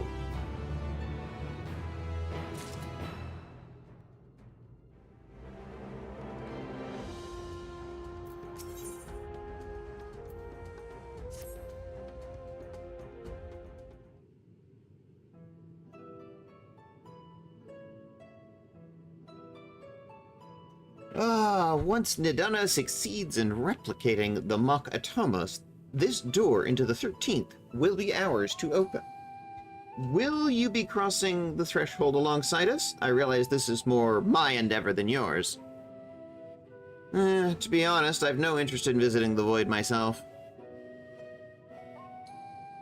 Why don't we discuss this later? There's something I need to do first.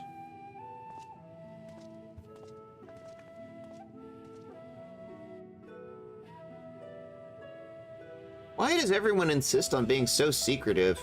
At least I had good reason for not wanting to explain my Nixie ritual. Shall we proceed with our other preparations then?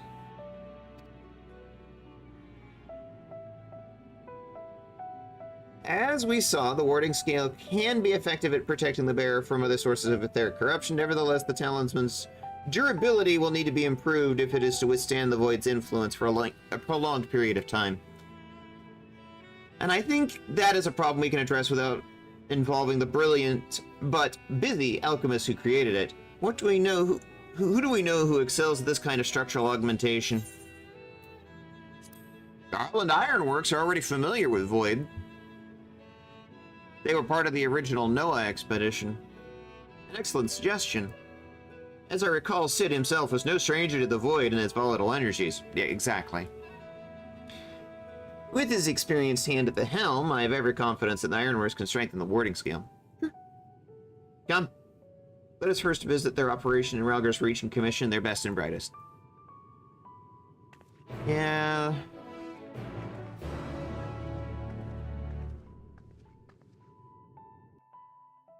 Oh, and you'll take us there directly this time. Nice.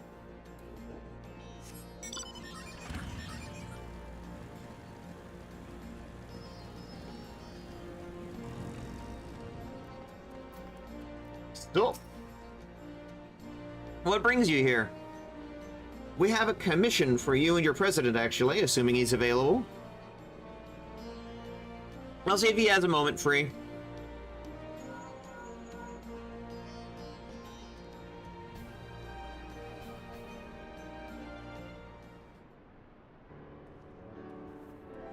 Ah, the boy himself. The lad.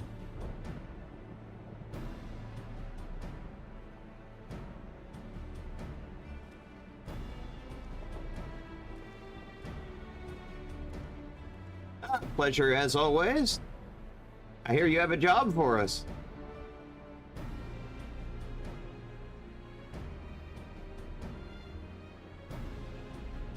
Heading into the void to find a lost dragon. That sounds almost pedestrian compared to your last adventure. Honestly, I don't know if you could say anything that would surprise me after Meteon in that bloody mess. Alright, let's take a look at this talisman. You said there were signs of degradation.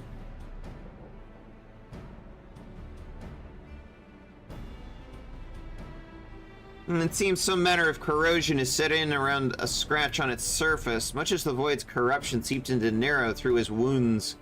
In which case, our best bet may simply to prevent the scale from being damaged in the first place.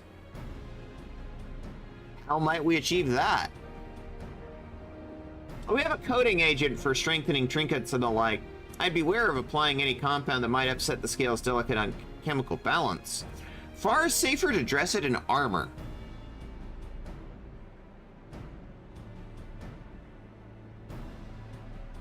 We'll construct a protective casing. One utilizing metal alloys with high ethereal conductivity, so as not to impede the talisman's primary function. A suit of armor, as you said. Nero has compiled data on the 13th, so I'll have him pitch in with the design just to be sure. If only it weren't such an ordeal to convince him to follow safety protocols. I swear, I've never had such a reckless employee. In any case, we may need some time to untangle the particulars. Understandable. We know how busy your schedule is, and the final result will doubtless be worth the wait. The hard part will be ducking Jessie and her constant barrage of demands while we sneak around and do fun stuff. We'll see what we can do.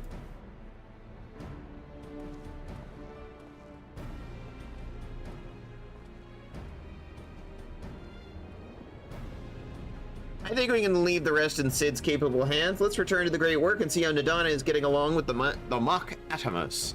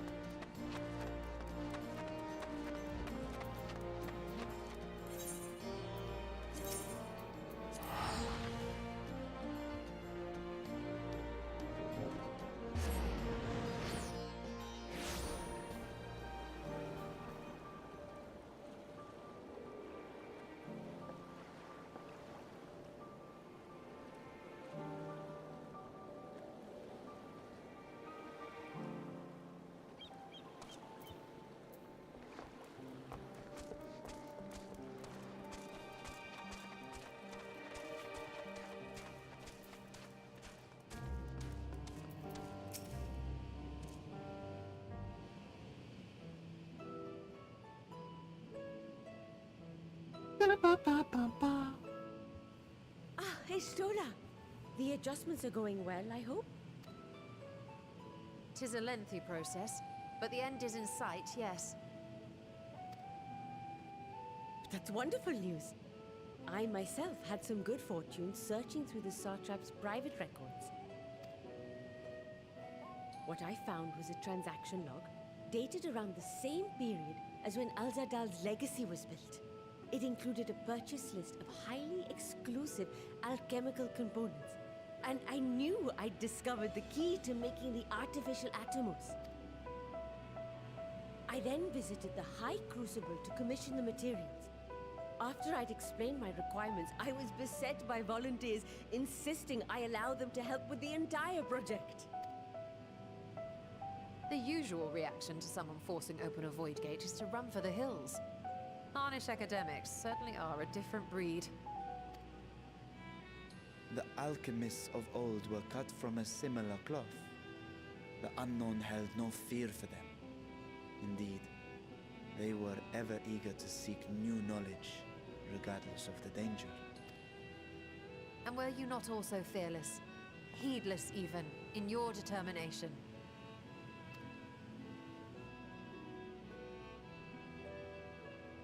My sire entered his dormancy before I was hatched. And so it was Ashdaya who kept my eggs safe and warm. It created a bond between us. Even long after I learned to fend for myself, I rarely strayed from her side. She was my guardian, my sister, my dear companion. And not a single day passes that I do not mourn her absence. No matter how deep the darkness, I would not surrender my search. I promised myself the time would come when we would once more take to the skies together. But I am satrap now. The Radiant Host is here to serve, Your Excellency. Nabdeen, what is this about? Celestinian told us of your predicament. For centuries you have protected Rads at Han, never showing your true self, hiding behind a curtain and living only in service to the people. Your dedication meant more to us than your deceit, and so did we accept you as our rightful ruler. After all that you have sacrificed for this nation, did you imagine we would begrudge you your heart's desire? We survived the final days. We are a strong and proud people. We, the Radiant Host, will keep Thavnair safe in your absence.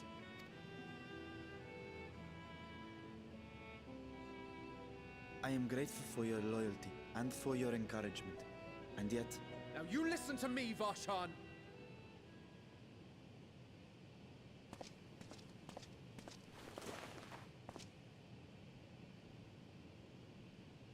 You are wearing that face, after all. As I have told you before, you are a little brother to us all. And if you are family, then so too is your sister.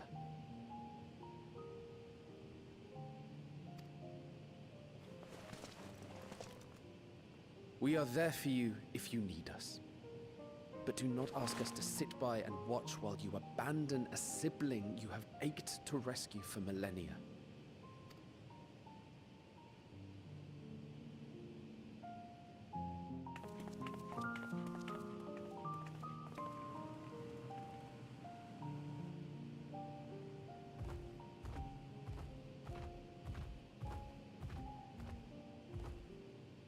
We will succeed in opening the way.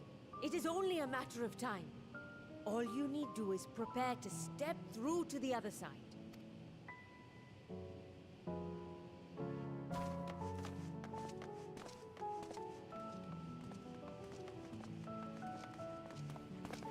Your Excellency, I wanted to thank you for building the orphanage. It means so much that my sister and I will have a place to be together, safe and happy. Oof. and I hope that you and your sister can be together again too.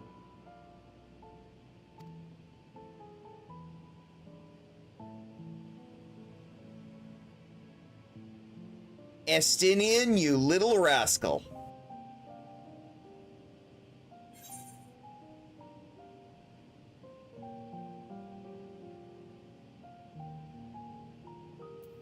To protect them well, you must take heart.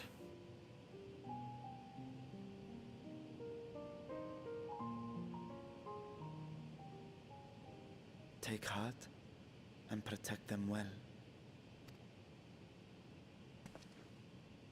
Such were the words I once said to you. And here I stand, failing to live up to them. If my heart is torn, I am fit to protect neither Ajdaya nor Radzatan.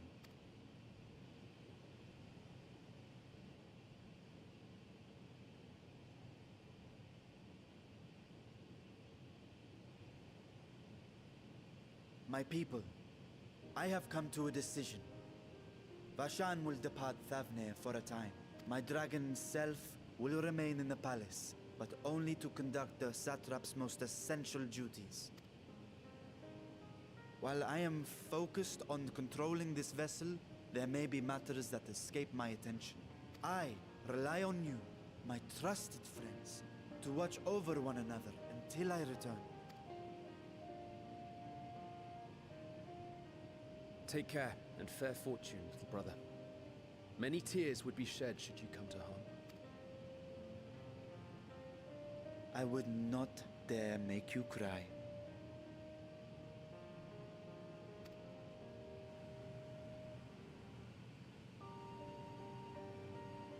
Fucking adorable.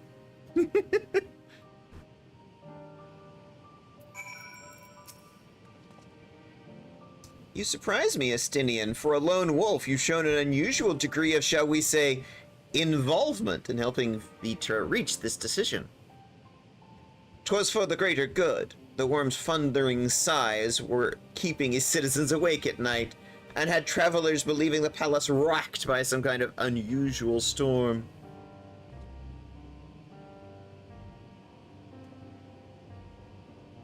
What of your own answer, then? You seem disinclined to venture into the void. When I was one with Nidhogg, his vengeful thoughts were my thoughts, his endless rage, my rage. The soul-chilling grief that he nursed for Ratatosker's death. I would not wish such agony upon a foe, let alone a friend and an ally. If there is a chance we can spare Vitra that pain, then I will follow. Any other former scions we should call on? I'd rather not bother our comrades with aught less than a dire threat to the star. We four should be sufficient to the purpose. Now, on to specifics. Unlike the first, where the flood of light was halted before its devastation was complete, the 13th has been utterly subsumed by darkness.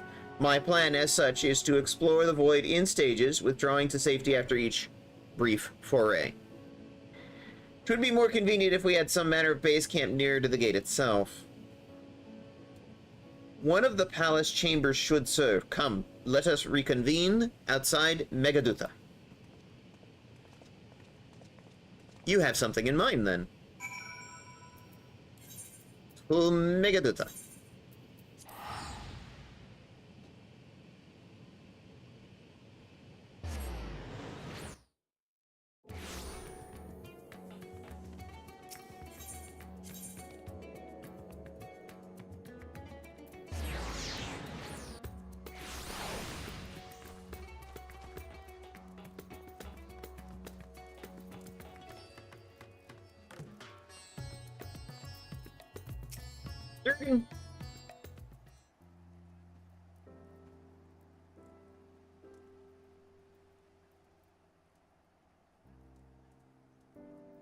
And so we will require suitable accommodations. Might we make something available for our guests? All the chambers are presently hosting the great mounds of treasure we carried out of the vault. Once the foundations are activities begin in earnest. However, we can redistribute the trove to make room for a room or two ready for habitation. Good. Please inform me when you've completed the arrangements.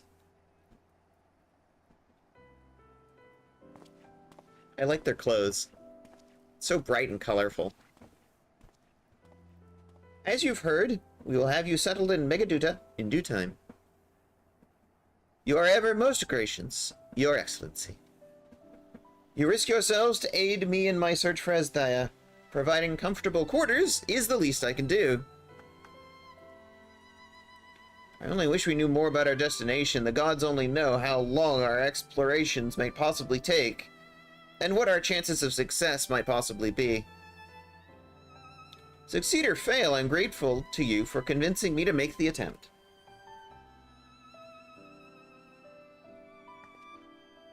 On that note, I will return to the great work and lend what help I can to Nadana.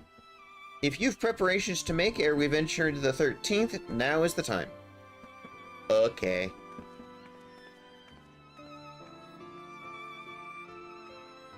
I'll prepare my armor and my lance. Right-o. You know what this means to me, but my purpose need not consume you as well.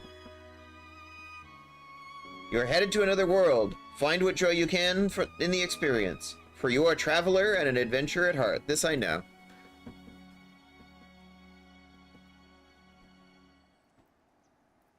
Just a random-ass adventure, destroying the multiverse, one step at a time.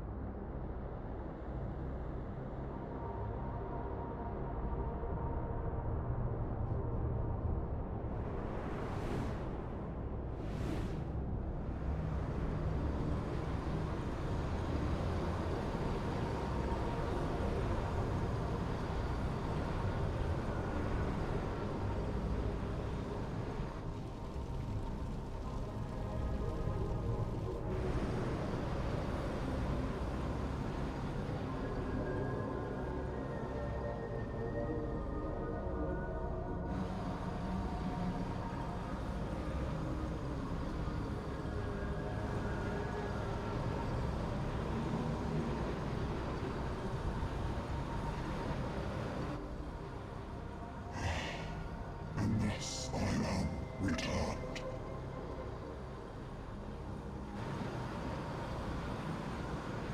To this world, bereft of savours.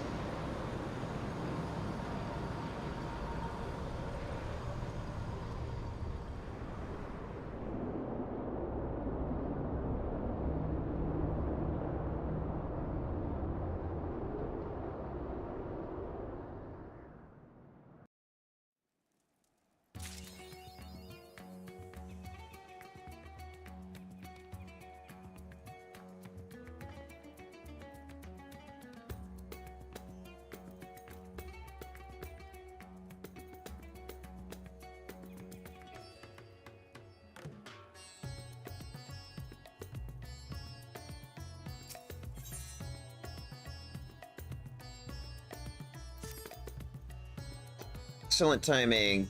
I received word from Ironworks. They've completed their task and they are on their way with a reinforced warding scales. Similarly, our alchemists have also succeeded in the creation of the artificial atomos. All is in readiness for our journey into the void. I have instructed for our comrades to gather at the great work. Let us head there at once. I think we're getting close to a dungeon.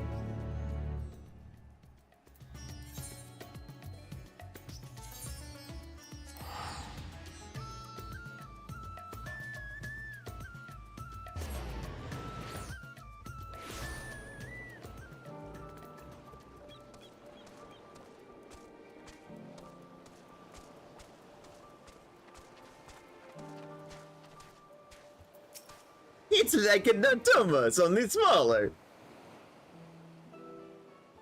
It's a little baby Thomas.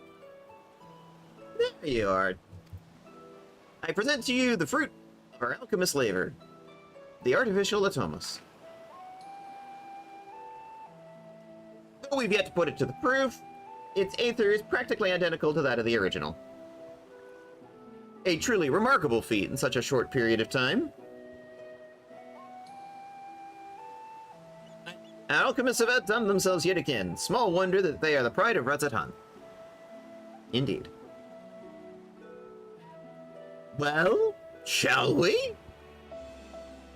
I would express my gratitude to Nadana, but she isn't here. She rushed off after bringing the Atomos to attend to a pressing tasks, but said that she would return here at 4th. Which should be shortly after our friends from the Ironworks arrive with the warding scales. Did someone say warding scales? Because it just so happens we have them. The boys are here.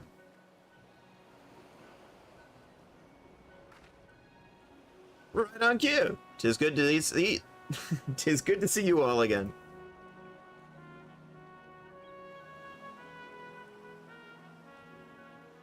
But for the president himself to attend, keen to bear witness to our little experiment, are you? You know I am. I was there at the Crystal Tower, lest you forget. I wouldn't miss this for the world. You don't mind if we come along and see you off, I hope? It's thanks to these three we could finish the work so quickly. 'Twas my painstakingly collected data that made the reinforcement possible. The scales will last a good 10 years in the void with nary a hint of degradation. As the ones who did the actual reinforcing, we guarantee their quality as well. They'll keep you safe.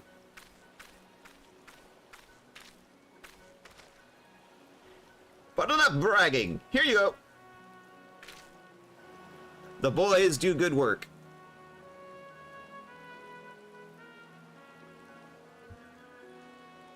All right. We have everything we need. With these, we can search for my sister without fear of corruption. I know not how to repay you. Don't mention it. Midgard and Sormer came to our rescue in the rift. It's the least we can do to help his children. That's true. That happened. Thank you. That was part of the Omega series. Well, my friend, my only regret is I won't be able to accompany you on this latest grand adventure. Wait!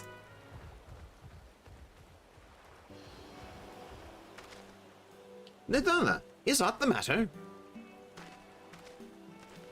Before you depart, there is something we wish to present to you. Will you please come with me? You would not delay us without good cause. Very well.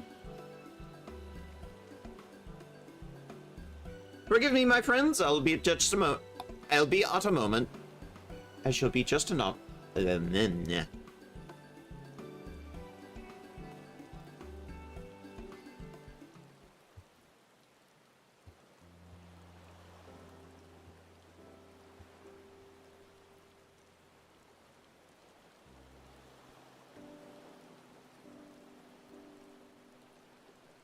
He's certainly taking his time. What sort of grand present could take so long to receive?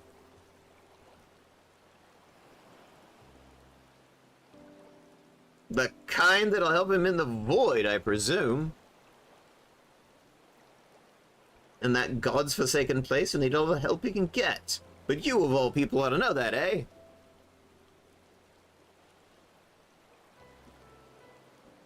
Oh, kiss already, you two.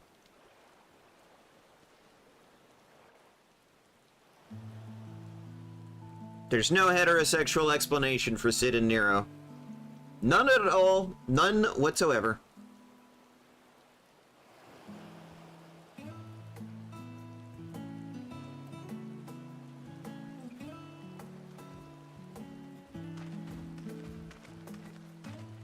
My apologies for keeping you waiting. Ultra, I presume.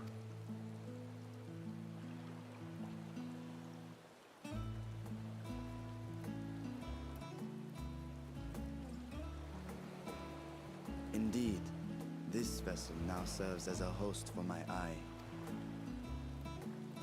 I was aware that the alchemists were busy preparing something, but this... We couldn't well send you on such a perilous mission unprepared, Your Excellency. We spared no effort in crafting the body, and I dare say you'll find it adept at wielding weapons and magics both. 'Twas our intent to present it to you sooner, but we could not bring ourselves to do so, knowing we could yet improve it further. Pray forgive us. There is naught to forgive. I am grateful for this fine vessel, and shall put it to good use.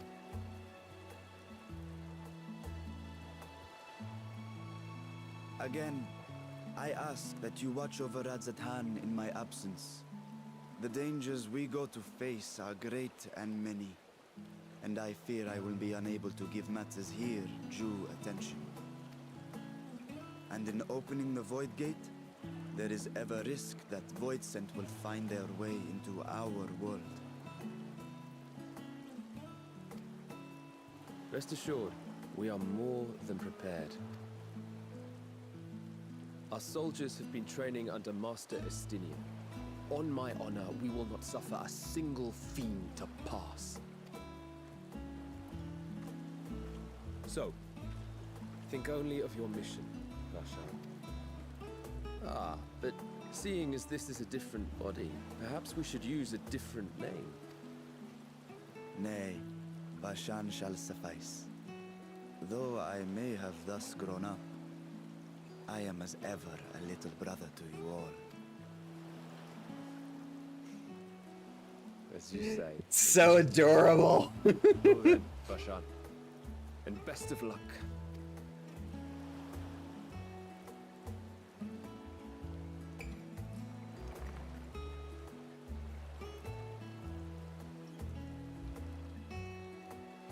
I have something for you as well. While you were gone, Urianger paid us a visit. As you may recall, he joined us on our foray into Alzadal's legacy, in part to conduct research for the Loporrits. Research they were delighted to receive, and which has already inspired them to consider new ways to improve their own treasure vault. Twitch wants to do an ad break. Ad break.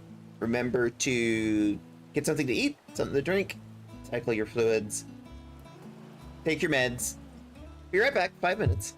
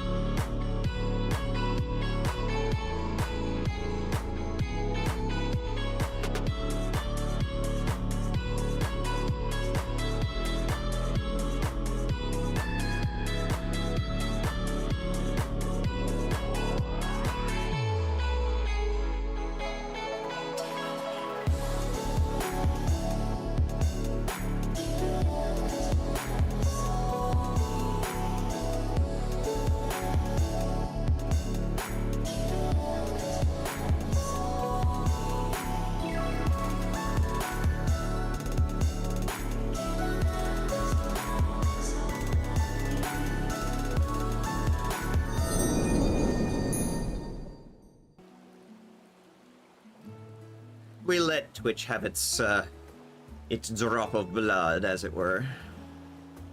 All right.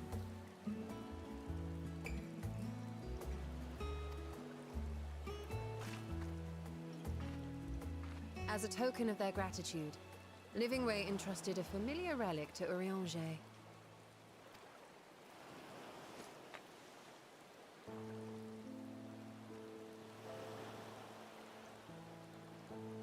Aye, the crystal, which showed the way to Meteon. The Loporrits no longer have need of it, and thus saw fit to return it to us.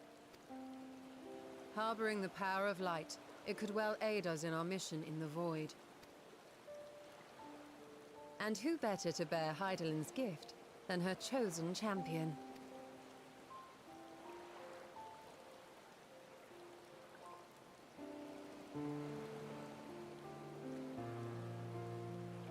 I prefer to call her by her name, Vina.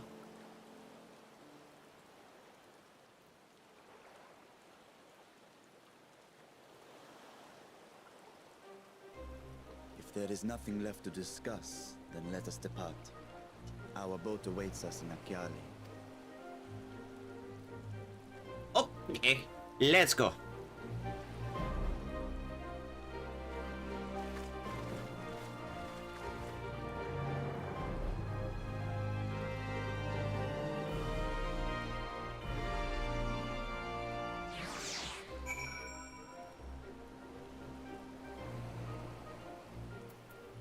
Oh, nice. It sent us directly there. I don't have to sit there and ride across the terrain again. The Satrap and your fellows have already departed for the vault. Are you ready to set forth? Let's go.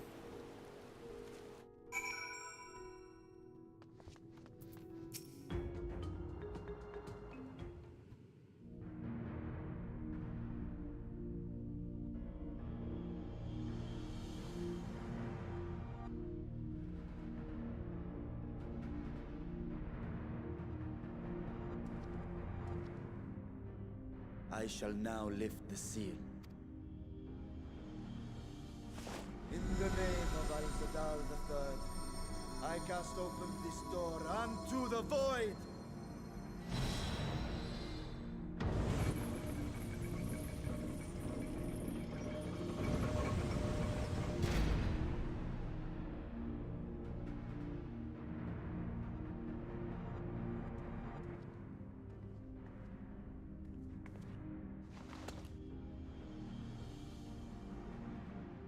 Go. Absorb the Void Gate.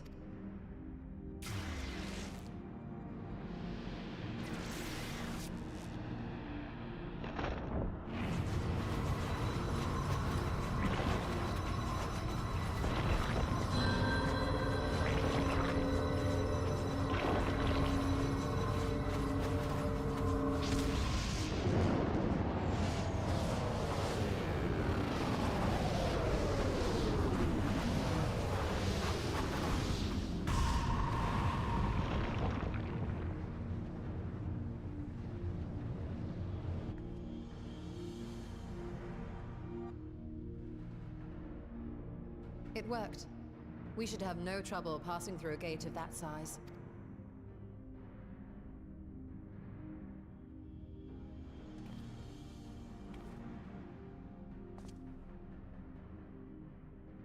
What can we expect to find after stepping through?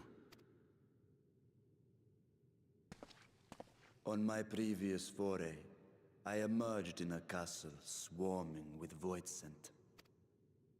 I was hopelessly outnumbered and forced to turn back. But together, I am confident we can hold our own. Upon our arrival, let us deal with any hostile entities and secure the area.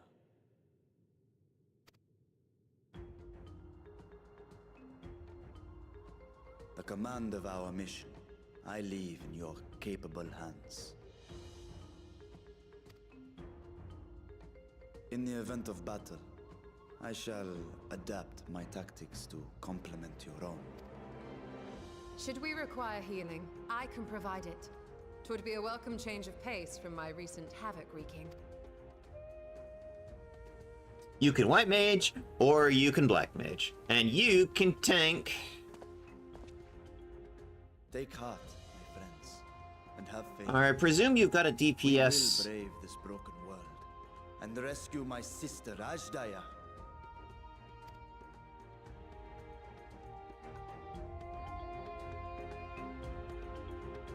I presume you paladin.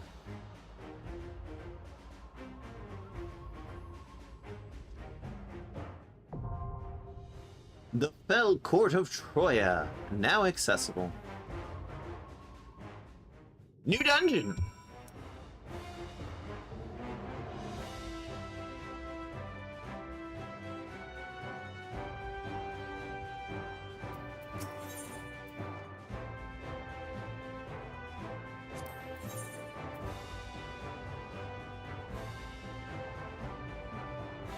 Yep.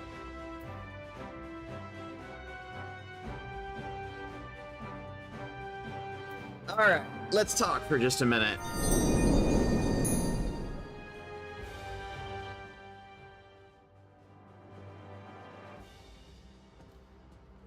Okay. So, normally, when I run FF14 streams, I run them a couple hours later. I started a little early today, but that's mostly because today I actually have another engagement this afternoon. We're going to be doing some more recording for Blood of the Triad. However, as y'all are well aware, we are very big on self-care here. My voice already hurts. So, I would be a gross hypocrite if I kept going. This is largely because I've been not only doing streaming, but I've also been doing voice work for Blood of the Triad recording. So, here's the plan. I think I'm probably going to leave you in the hands of a good friend and take a break myself. Because, again, I would be a gross hypocrite if I didn't take my own damn advice. Wouldn't you agree?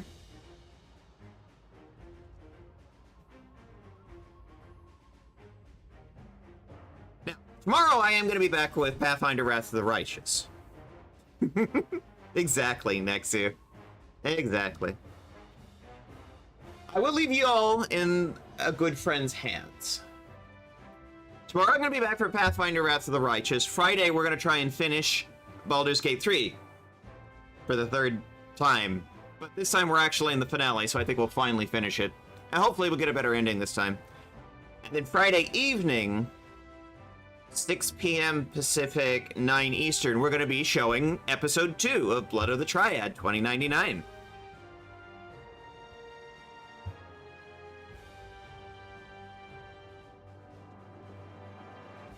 Now, question is,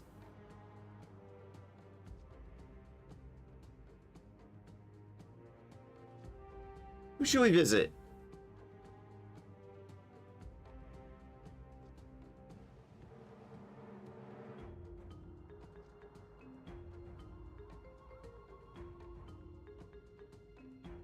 I have a friend doing Doom Eternal, I have a friend who's doing Transformers War for Cybertron, and I have a friend who's playing Game of Thrones King's Road.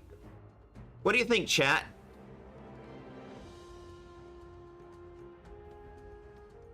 Any particular preferences? I think next week on Wednesday, when we come back to FF14, we'll start right at the top with this dungeon, the Fell Court of Troya. And I think I am going to do some self-care in the meantime here.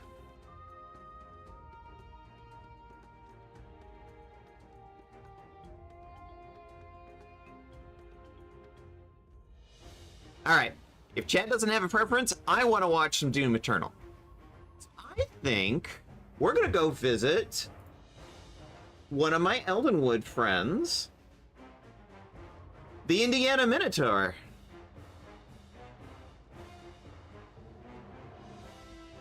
Who's also another fellow autism type. I don't think we've rated them before, so give them some love. And remember, take care of yourselves, take care of each other, Take care of the planet. And I'll see you tomorrow.